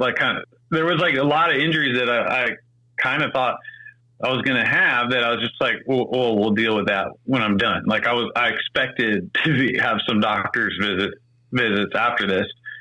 And, we talked about if I got a pressure wound on my foot or my knee or whatever, we'll just make sure it doesn't get infected, bandage it up, and I even joked, I was like, we can cut off my foot. I can amputate a foot. I was like, but I can't amputate, my butt. So, yeah, it just sucks that was it's just a bummer that we just talked about it. And it was that night, I couldn't believe it.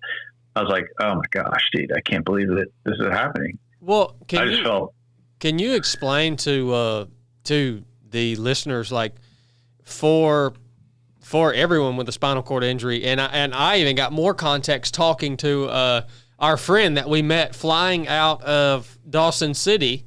I forget what her name was, but she also had a spinal cord injury.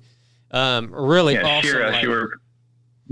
I even learned more from her about how this is something that you guys really get educated on as you're going through your rehabilitation shortly after your injury. And she even said, I remember her saying, they traumatized me about these pressure wounds during my rehabilitation. So if you don't mind, David, just to explain to people what that is, why that's such a big deal for people with spinal cord injuries, and how that's such a reality of that type of injury for people that have sustained that type of injury.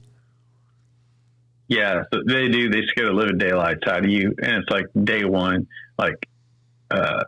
First week I'm in the hospital, starting to do rehab. I'm feeling pretty miserable already because I've just been paralyzed, a week, and then they have a class for you at the VA hospital, and so a slideshow of pressure ulcers in able-bodied people, people will get them. They call bed sores. If you have someone that's bedridden and you don't move them around, blood flow won't get to the hard points that are laying on the bed. So for someone in a wheelchair that's sitting down, you don't have as good a circulation in the part of your body where you're not pumping blood with your muscles anymore, that tissue can be more susceptible to what they call pressure wounds.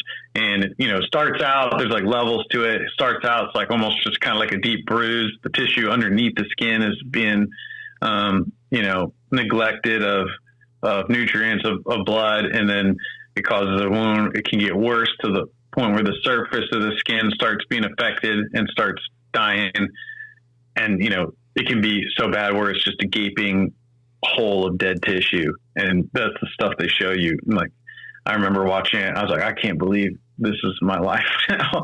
I was so scared. And they tell you, like push up in your wheelchair every minute or something I forget how long it is, but you eventually get used to, how you do it. And fortunately I have pretty good circulation. I have a low injury.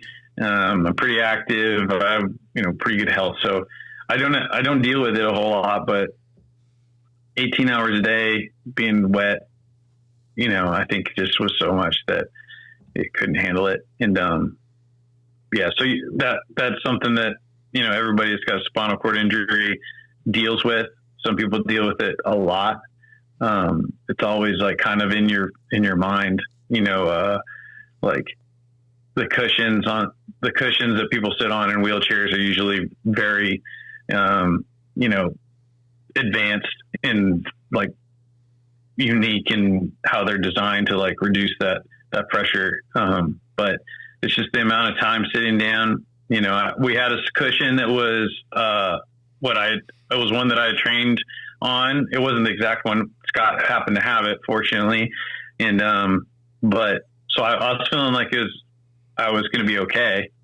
So when I checked my butt on day 3 that evening, I saw like a dark spot, like right under my right sit bone. And I could actually feel too, like the surface of the skin, once it dried out, it was like the surface skin was actually dying as well. And eventually, like, fast forward to like this week, that skin is like peeling off, like almost like a healing, sunburn. And there's still like deep bruising there, but it just takes a really long time to heal because you just don't have as good a circulation down there anymore.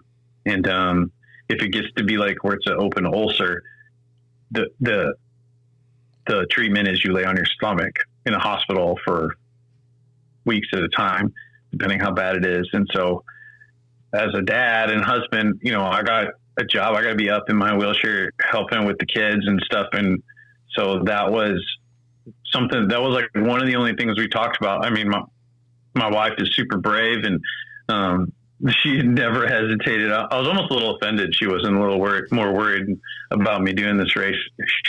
I was like, hey, this is really dangerous. Are you cool with me doing it? And she's like, yeah, it's good. I was like, I can get eaten by a bear. You're not even a little worried. And I was a little offended. She wasn't more worried about me, but that was the one thing she talked about. She was like, hey, just like, you need to keep an eye on your butt. Like, I don't know. I don't know if I can handle you being like in a hospital for a couple of months and me just like having to hold down for that long. I mean, she gave me, pretty much every morning and every afternoon to like paddle, for 2 years, and then gave me 2 weeks of basically running solo for me to go up to Canada and do this race. She sacrificed a lot of time, and never complained about it. And so, yeah, it's just, I'm very grateful to her for so many reasons, but, for this race specifically, just how much she sacrificed in that way. But yeah, as soon as I saw that wound, like I knew what it meant. I was like kind of in disbelief. I was like, I always have this mind, like I can get out of trouble. Like, I was like a mischievous kid. So I always feel like I can get out of any trouble I get in. And it was just so frustrating to like see that wound and be like, God, there's gotta be a way around it. And I still am like struggling with that fact that there wasn't a way around it. I just laid there in the tent, like in disbelief. I was like, I can't believe it. I just ended Chad's race. I just ended, this race that I got Chris and his wife, Jerry, driving up 3,000 miles to come support us. we got first form depending on this race. I couldn't believe it, like that my body, and I felt like I let everybody down. So, it's something that's going to bother me, for a long time. But yeah, so that was, I don't know if you have more to say about that, Chad, but yeah, that sucked. It does suck. Yeah, no, I thought, like I said, I thought it was interesting that we had that conversation while we were on the water on day 3, and then I just remember you were in the shelter on, in the camp there on night 3, and I was outside the shelter piddling with something, because we just like to set up and piddle of the evening. We didn't really like to, I was piddling with something, and I just heard you in the shelter. You said, "Oh, that's not good," and I thought, "Oh man." And so that's when I went in there and you showed me, and it was exactly what you had described. I mean, to a T. It was exactly what you had described in the boat earlier that day, and then I think the positive thing about it, though, David, is that there was no question at that point. It wasn't because of the nature of that specific injury that was occurring. It wasn't something that we had to be like, oh well, should we really just push through it? Like, what's gonna be the consequences? Toward the end, it was like you knew what the consequences were going to be. You knew that it was indeed, without question, not safe to spend another 5 days in that boat with that wound or that injury already at the stage that it was in. And I'm actually thankful that if anything would have occurred that was going to take us out of the event, I'm actually thankful that it was something that there was no question about what our response to that specific injury needed to be. I mean, it just made everything clear cut. Like, yeah, did it suck? Yeah, we wanted to keep going, man. We were just getting, we were just starting to get in our groove, our bodies were adapt, all this, right? But it didn't leave anything up for debate. I mean, I don't think, and I hope, looking back on it, and I hope I'm not wrong, but I didn't question it at all. I was just like, immediately, I think the first thing I asked you was, okay, well, we've still got 100 miles to go tomorrow, even to get to a point where we can get off the water in Dawson City. I said, we still got 100 miles to go. Do we need, or can you sit for another 100 miles, or do we need to see about getting some sort of airlift in here to get you out of this spot that we're in right now back to Dawson City? It was like, that was the nature of the seriousness of it. You know what I mean? And I think when I asked you that question, you were like, no, it's not, the skin's not broken. I think I can be in the boat for another day to get out of here, because it becomes very costly and very complex if you're going to have some sort of, emergency rescue service come in there where we were at, over 100 miles from the nearest settlement to actually get you out of that point. So to me, my pure pride was like, I was like not willing to get airlifted out. Yeah. I was just like, no, I'm paddling out of here. Like, I did think that I could. I was like, I think I can make it without causing too much damage. But yeah, I guess that is a blessing that there wasn't like really a decision to be made on our part, because that would have probably been a lot harder. It would have been, for sure, yeah. and it would have become something that would have.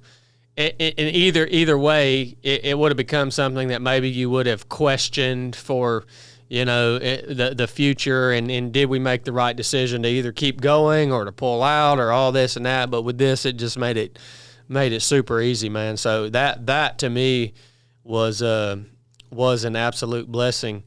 And so I immediately pulled the sat phone out. I called the race director just to let him know what the situation was, and That way they could make arrangements there in Dawson City to logistically to get the kayak out from that spot to where it needs to go. And I don't know, man. I think that it definitely, because it was something that you were dealing with, I think that you felt a lot more burdened by that decision than I did. I just, for me, I was never upset about it. I was just like, okay, yeah, like that. I'm not saying that it doesn't suck, but I didn't have any sense of like, well, we're letting everyone down. It's like, no, this is something that's totally out of our control. This is what our team, this is how far our team is going to be able to go. Me and David on this attempt, in these conditions, this is how far we're going to be able to go. And that's that. So, I think you really bore mentally more of a burden from that than I did. To me, again, it was cut and dry. And I knew that also. The next thing you immediately start thinking of is, well, crap, we got 100 miles left to go before we even can get to this point, which Dawson City is the last point that you can kind of easily or somewhat easily pull out of the race and have accommodations and actually be able to have a flight back to civilization. If you push it past Dawson City, there's nowhere. There are a couple small settlements, but it's really, really hard to get out of them, and there'll be no accommodations in these little settlements as you go past Dawson City. So that last day, man, we got up and we made I think we made a pact with each other that we were going to hit that dang cutoff on that last day, man. And I'm so proud that we did that because we, at that point, knew that our race was going to come to a close at the end of that final push. And we had been out there for, at that point, over 3 days. We were feeling it, had a long ways to go. And we had to push hard to hit that cutoff, man. And I'm so glad that we really made the most out of that last day. We utilized that last day to continue to learn. I mean, I learned so much about reading the water on that last day. And we actually, instead of being poopy pants and just kind of, moping our way in, all freaking sad about our situation, we actually took notice of the beauty around us. And I remember on that last day too, one of the coolest things to me was those sections of river where you could actually see the river flowing downhill.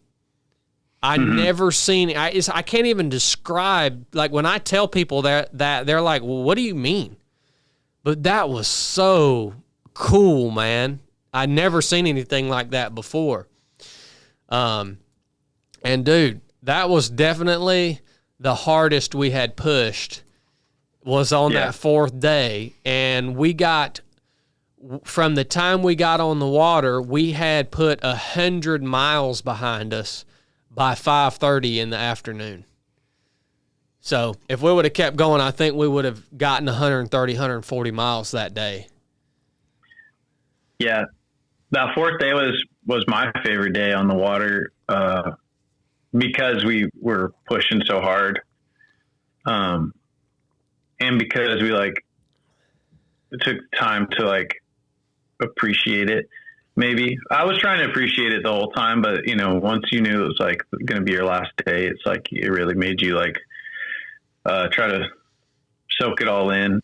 But also we emptied the tank, or at least I did, trying to make that cut off. And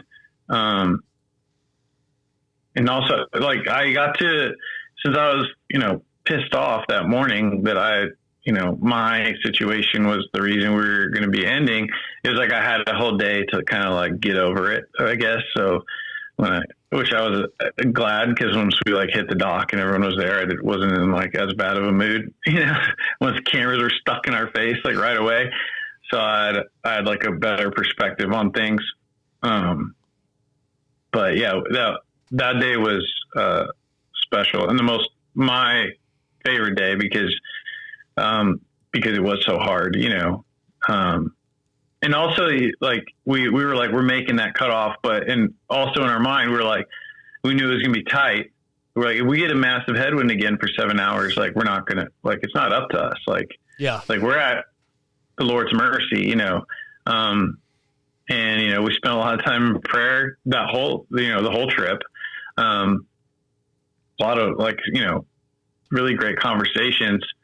That was like the one I thought it was interesting, because we talked a lot about that last day after we were done in Dawson City. And like, we during that kind of time where it was like really difficult, we hadn't talked to each other in like 3 hours. And I was like, hey buddy, you okay? You've been pretty quiet for a long time. And he was like, I'm feeling pretty down right now, and, I was like, it was very casual, like, I'm feeling at a low point, and I was like, all right, so then we started like doing things to like try to, lift our spirits or whatever. Like we did have a Bluetooth speaker, so we like rocked out some music for a while. I thought was really interesting was when, we were done. So he would always keep our mileage for the day on his watch. And so I would be like, periodically I'd be like, how many miles did we do today? And he'd say like, we're at 70 miles or whatever. But that day, for whatever reason, he was like, I called out, I was like, hey, we're like halfway through the day. I was like, how many miles are we at? And he's like, my watch says 2. I reset it. And I'm like, oh, okay. And I was like, I didn't really think anything of it. I was like, maybe it like accidentally reset. Maybe I was like, I don't know why he did it. So I didn't really think anything of it. But then I'll let you say, but he told me later that he was having a hard time that day, more hard time than I realized he was having, even though he casually said, I'm feeling pretty down. But he had like made some strategy that I thought was pretty clever. If you want to, talk about the watch thing, the mileage tracker. Yeah, for sure, man. Yeah. The last day was a hard pull. And, the days out there they're such big days. And when you figure you're going 120 miles a day, well, you can, if you're tuned up, you can run 100 miles in 18 hours. Like that's a good running time. So it's like, I likened it very similar to ultra running. And so the days were so long. And when I would look at my watch and you're 80 something miles in, it's really difficult mentally to go from 80 miles to 120 miles, because you look at your watch and you're like, I've already paddled 80 freaking miles today.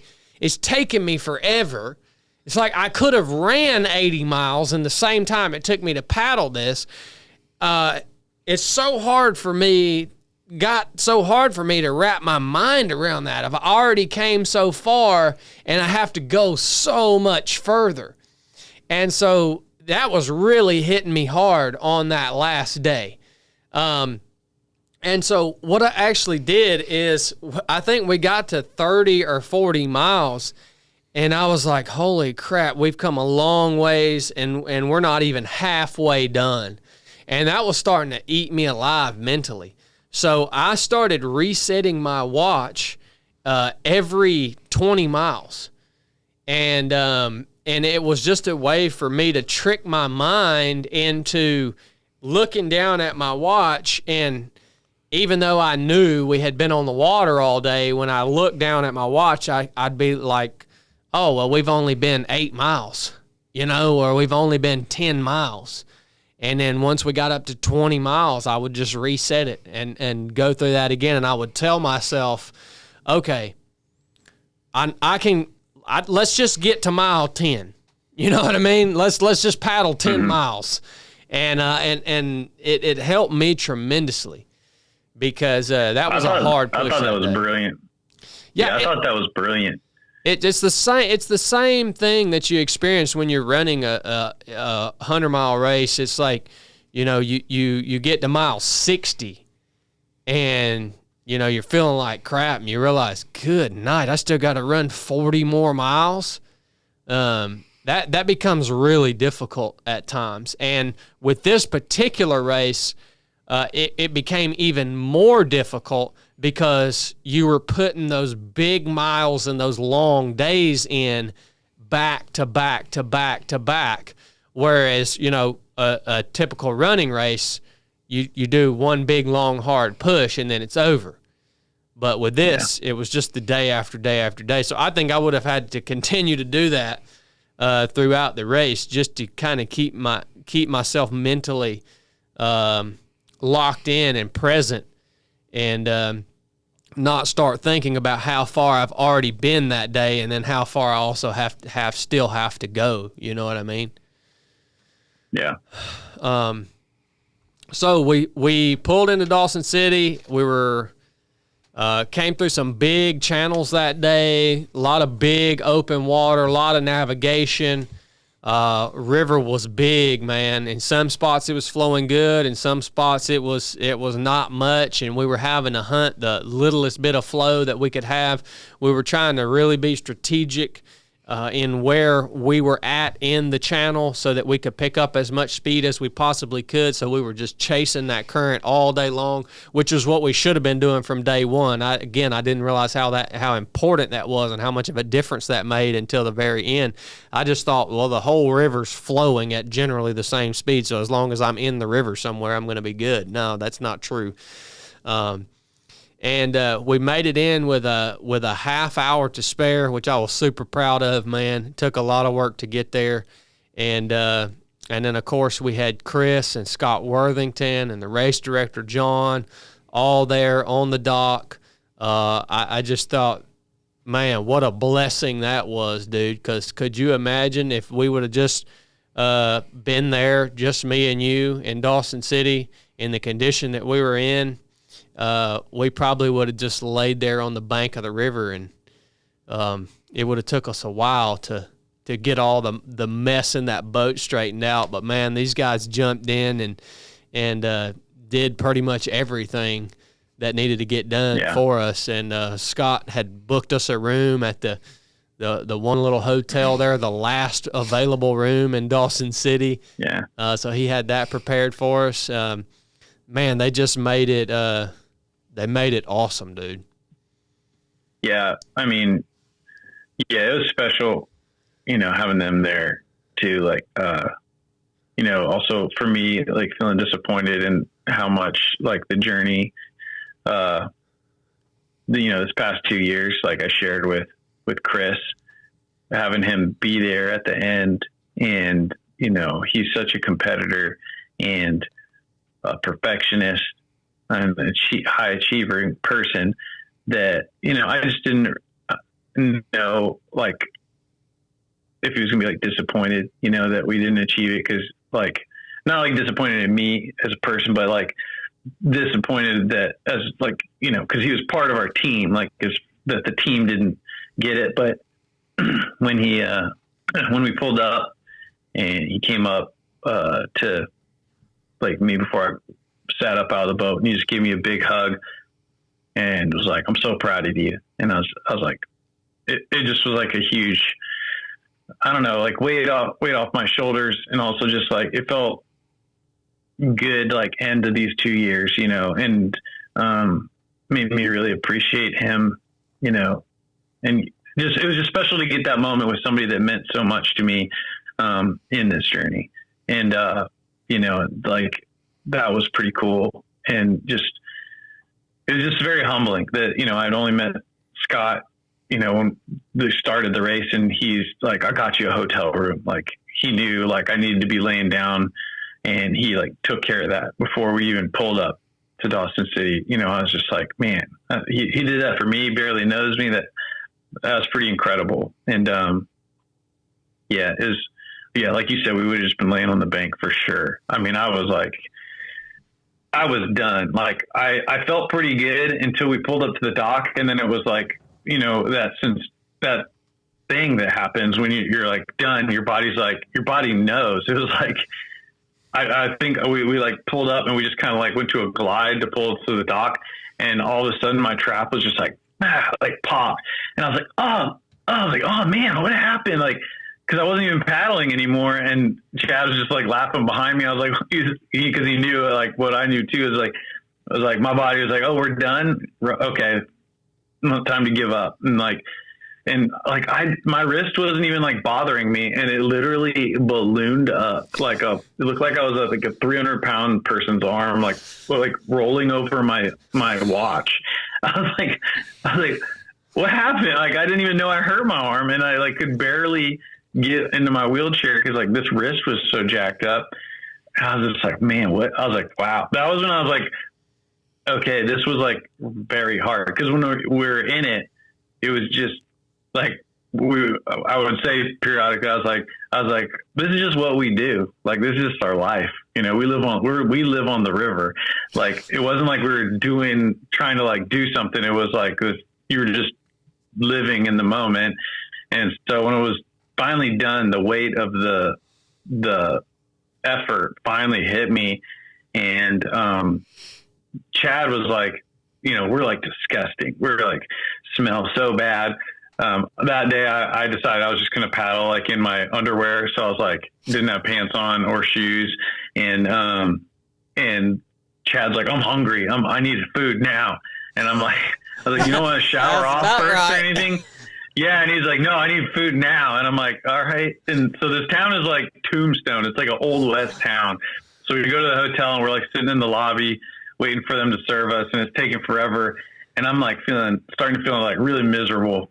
Like my body's just like shutting down on me or something. And I'm like, gosh, man. And in my mind, I'm like, I need to get off my butt. You know, I need to like lay down and clean off the skin and stuff. And so I'm like, kind of like, it's taking forever. And I'm like, all right, Chad, I'm going to go to the room and shower because it's taking so long. And he's like, yeah, cool.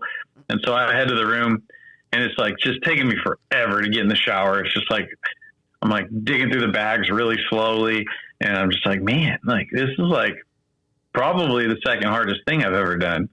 And I was thinking in my head, I was like, if I went all the way to, you know, the end, it probably would have been the hardest thing I ever done. I don't know if it would have been if I was able-bodied, or if it was just so hard for me because of, you know, I don't have the use of my legs, and like the camp situation was way more difficult, or I don't know. But it was, for me, it was really hard. And I was like, it was like all of a sudden hitting me, and I was still trying to get in the shower. And I think Chad was probably worried about me or something because I was taking so long. He came in just to check on me, and, you know, he was like, hey man, you know, you did so good, and like gave me a, you know, hug and stuff. And that was like, you know, as a team, as like our team boat, I was like kind of, you know, it meant a lot to me for you to come in and check on me and say that. And because, you know, I was still weighing on me that, you know, I was the reason we stopped. But yeah, anyways, then I shower and I'm in good clothes and stuff. And then Chris brings in the hamburger that finally came. And at that point, I was not disappointed at all that we were no longer racing. I was like, this is pretty awesome. This is way better than what we were doing. But it wasn't until days later when like we're sitting in Dawson City just recovering, and I'm like, oh man. And we like watching the other dots continue on, that it was like, oh man, that'd be cool if we could have kept going. And in my mind, I was like, I'm probably never going to do this race again. You know, like my skin basically proved it to me that it can't handle anymore. And so I was like, you know, it's probably over for me. And then, you know, in the last couple of days, we get home, I think is when we start seeing people finish the race on Instagram and stuff, and see them come to the end. That I'm like, oh man, there's got to be a way to figure this out. Yeah. You know, like, so now, like, every day I'm thinking about it. And then, like, you know, I went to church. I had no idea all these people at church are like watching our dot and stuff. And it's crazy how invested people got in our race. Like, and watching the dot, everybody was like, oh, that one day, man, you guys stayed still too long. And I'm like, you have no idea. I'm like, yeah, that was a mess up. But, so now it's like everybody at church is like, oh, there's gotta be a way. Like everyone's invested in me, like getting back. And I'm like toying with it too in my head. I think Jan's getting a little worried too that this might not be over. So I don't, like Chad said, though, it's such a big investment. Like, who knows if our life will even fit this in the future, next year, the year following. Like, but I don't know if I don't think I've told you, Chad, but like, it's definitely nagging at me still. So, yeah, I was wondering where you were kind of sitting with that right now, David, because you found the limit of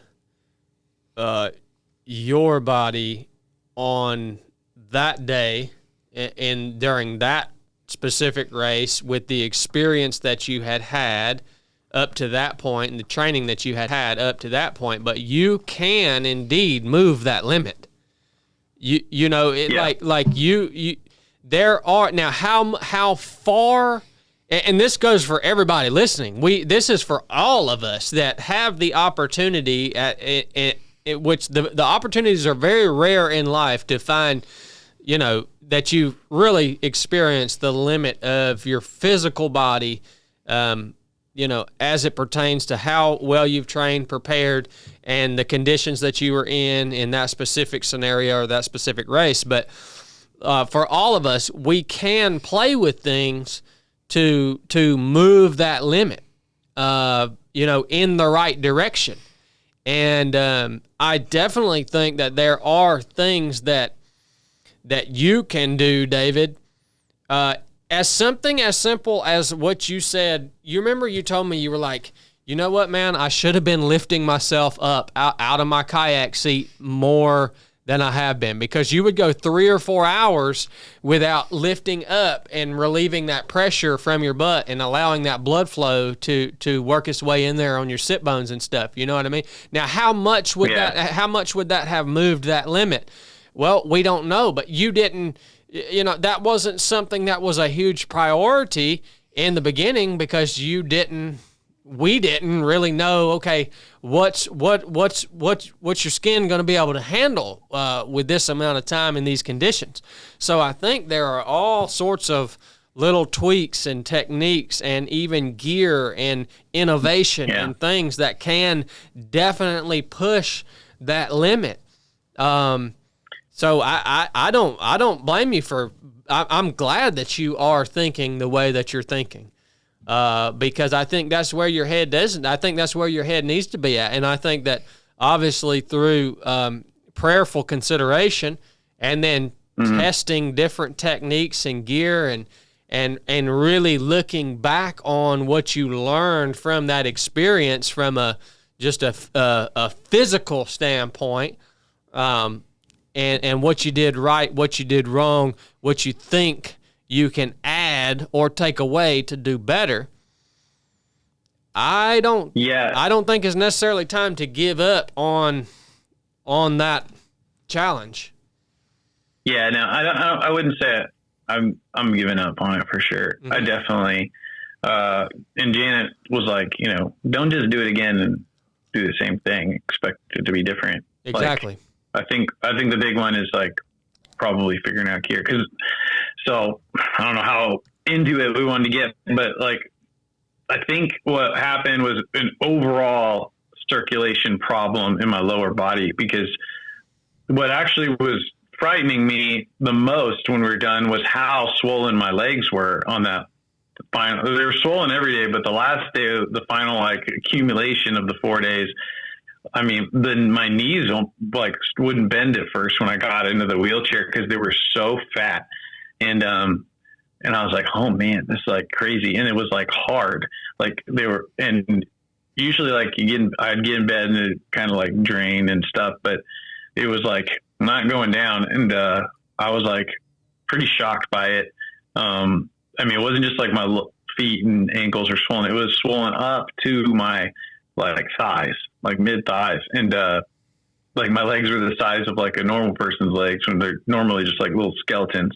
And so I was like, man, like would I need compression? Would I need like active compression to like keep that blood moving? And so, like I mentioned it to somebody and they were like, oh yeah, like when after you have a surgery and they put those like things on you that like squeeze your legs while you're laying there. And I'm like, yeah, like if we could figure out something like that, of course, like then you're like dealing with space in the boat and all, so there's like a lot of things to think about. But yeah, I mean, it's like twofold, like as a, this, our type of mindset, like it's this thing left unfinished. It's like unfinished business.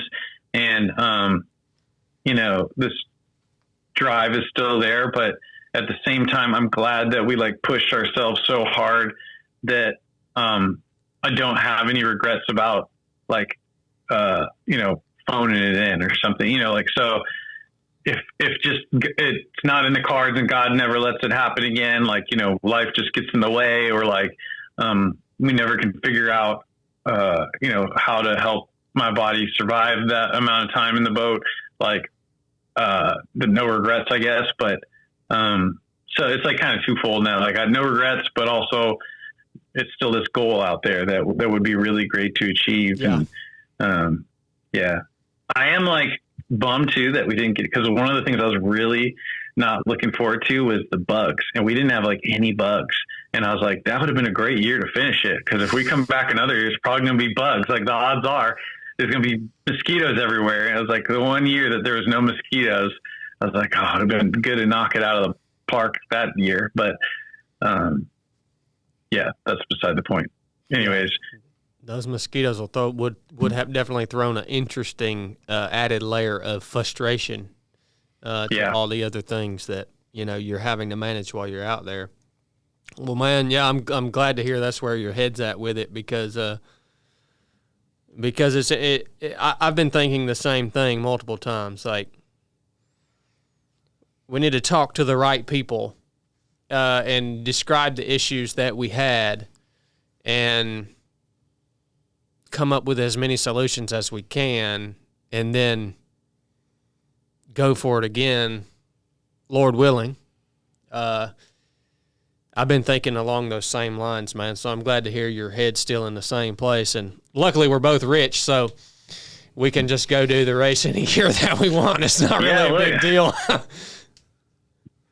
This was my gift Janet got me. Espresso maker, so I can drink rich people coffee like you now. This guy, every time I'd order a regular coffee somewhere, he's like, you poor people drink coffee like that. Like, drip coffee. Like not in a million years did I think Chad Wright was going to be teasing me about not getting lattes at places. I was like, he's come to enjoy the finer things in life. Yeah, now. man, you gotta. I learned that about him. In life. I learned that about him. Yeah, I was. I didn't think he was ever going to leave Dawson City with all the gold lying around up there. So, yeah, he's really coming to be a powdered white. Yeah. Oh man, my gosh! I had the best time with you, man, in Whitehorse, on the river, in Dawson City. It was all good. We never bickered and got at each other's throats, surprisingly, as most married couples do. Which I was your river wife, for a couple of days. So, yeah, it was all good. It was fun. And, it was something I really cherish, that our lives have come together the way that it has, that we got to spend more time with each other. 'Cause, we've had seasons where we haven't seen each other for years. We always remain, brothers and love each other, in that way. But, it's been cool to actually get to spend a lot of time with you these last couple of years, whether it be, training on the Altamaha or San Diego or out in the Yukon. It was all treasured. I agree 100%. I mean, you couldn't put no value in terms of price on the experiences that we've got to have together throughout this entire process, man, of planning, training, and actually being out there on the river. It has been a very, very rewarding part of my life too, man, and it's so much better now when we hang out than it was back in the old days, because we have a shared faith in our Lord Jesus Christ, and we spend so much time praying together and discussing, meaningful things, and it just enhances the time that we have gotten to spend together over this last year, training and preparing for this whole event, man. And man, I just appreciate you I appreciate you for having the trust in me as your teammate, to go out and do this with me and share this experience with me, because it has 100% made me a better human, spending time with you and doing this with you. And it's like you said, it's just brought our brotherhood and our friendship to a whole nother level. And you just cannot put a price on that, man. It's been a tremendous experience in my life up to this point. So I appreciate you for entrusting me with that opportunity, man. And I can't wait to have a serious conversation about when and if we're going to go do this thing again and see if we can push on to the end. Yeah, man. I agree wholeheartedly with everything you said. And, I'm glad we're the people that we are now, a lot less selfish and, better friends. And, it's been a great journey, and I'm very thankful for you and trusting me. You're the one taking a much bigger leap of faith, and you're, putting me as your partner. So, I appreciate it. And, I look forward to whatever the future holds, it's been great. And thanks for having me. Well, I think that, if I would have had a partner like Chili, I think we probably would have killed each other out there. So it worked out perfect, David. It was actually easy for me to be your teammate, because if you ever did anything that ticked me off, I just thought, how much worse would this be if I was stuck on this river with Chili? Dang. The one time I tried to paddle with Chili down a river for fun, he decided he was going to go keto, and he nearly starved to death. He couldn't. He would we would lose him on the river, and you wouldn't see him for half a day, and we would wonder if he had died or drowned somewhere. He constantly flipped his kayak over, lost all of his fishing gear, his hat, most of his gear that he needed. So you were an easy teammate, brother. I'm glad I'm easy on you. So yeah, I'd love to hear the things that I did make you mad though. So probably when I decided I was gonna go keto by fasting. That kind of worried me, because I had already been through that experience before with somebody. Yeah. I'm just bringing 100 peanut butter jellies next time if I do that. Uncrustables. Yeah. Oh man, that sounds so good. Well, all right, brother. Well, we'll wrap it up there. I appreciate you taking the time today to help me break this down and allow the listeners to get a little more insight into what we experienced out there. First Form did provide us with the opportunity to create a film around this whole experience. So you guys, if you're listening or watching on YouTube, you should go follow First Form on YouTube. And you guys know First Form is a partner here at 307 Project. And they will be releasing, hopefully sooner than later, a full feature documentary film on this whole journey through training and through the race, that you guys will be able to see this stuff in person. A lot of the things, the times and the places that we talked about, you'll be able to see it in person, which I think is going to be pretty impactful after listening to this conversation, to actually get eyes on this stuff. So look for that coming. And David, I'll let you cut out of here, man. I know you probably got stuff to do. We're going to read through some super chats, and then we'll be logging off. I love you, man. Love you guys. Thanks. Appreciate the opportunity to come on, chat with you guys. Always love seeing you. We'll talk soon, brother. All right, man.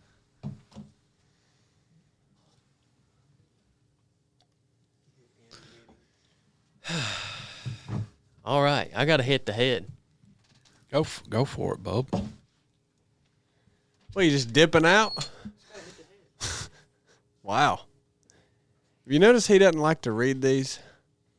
He doesn't like to be around. Oh when gosh, we had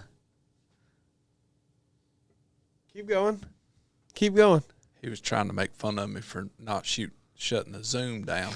we had cornbread crumbs come in at $4.99. Cornbread crumbs? Yep. Said nom nom nom. Recapitulate that. Eat it up. Nom nom. Huh. There you go.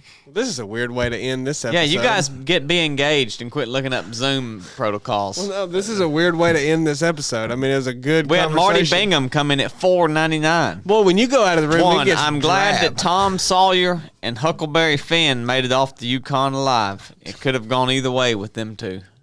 Boy, it gets drab when you leave the room. We had Marty Bingham come back in at $19.99.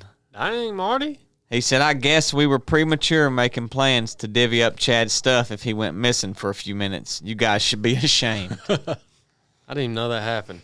That was Marty. Thank you, Marty. Then he come back in at $49.99. Good night, Marty. Sheesh. Word on the Klondike is that a troop of brownie scouts on plastic inner tubes blew their doors off and said mean things to them, and that is the real reason they aborted mission, but I'm not one to spread rumors. The Klondike River. That's the Klondike River feeds in to the Yukon at Dawson City. Really? The confluence of the Klondike He and does. the Yukon. The Klondike? What you're saying is Marty does a lot of research to He make does. these jokes. He does. He might be old geriatric, but he still got his mind about him. McLeod Plays come in at $4.99. Blaze McLeod. Chad, you still cooking for Brooke weekly? I was hoping that was going to be a regular segment, but No. haven't heard anything since your 4-hour chicken soup. Yep. No. Yeah, I'm still cooking Wiggly. I'm cooking. No. I'm actually cooking tomorrow night. No. Come on, guy. I don't start something and not finish it. Then we had Glades Dan come in at $19.99. Dan Glades. Great adventures. Glad y'all made it back. Eye safe. Thank you, Glades Dan. Thank you, Bob. That's it. Well, all right, guys. Well, I hope y'all enjoyed that. I know I enjoyed having David on. Thank goodness he was with us today to help us break that down and bring back some memories. And hope you guys enjoyed the story. Again, look out for that documentary. I hope you guys enjoy it. Thanks for tuning in. Lord willing, we'll see you on Monday. Enough said.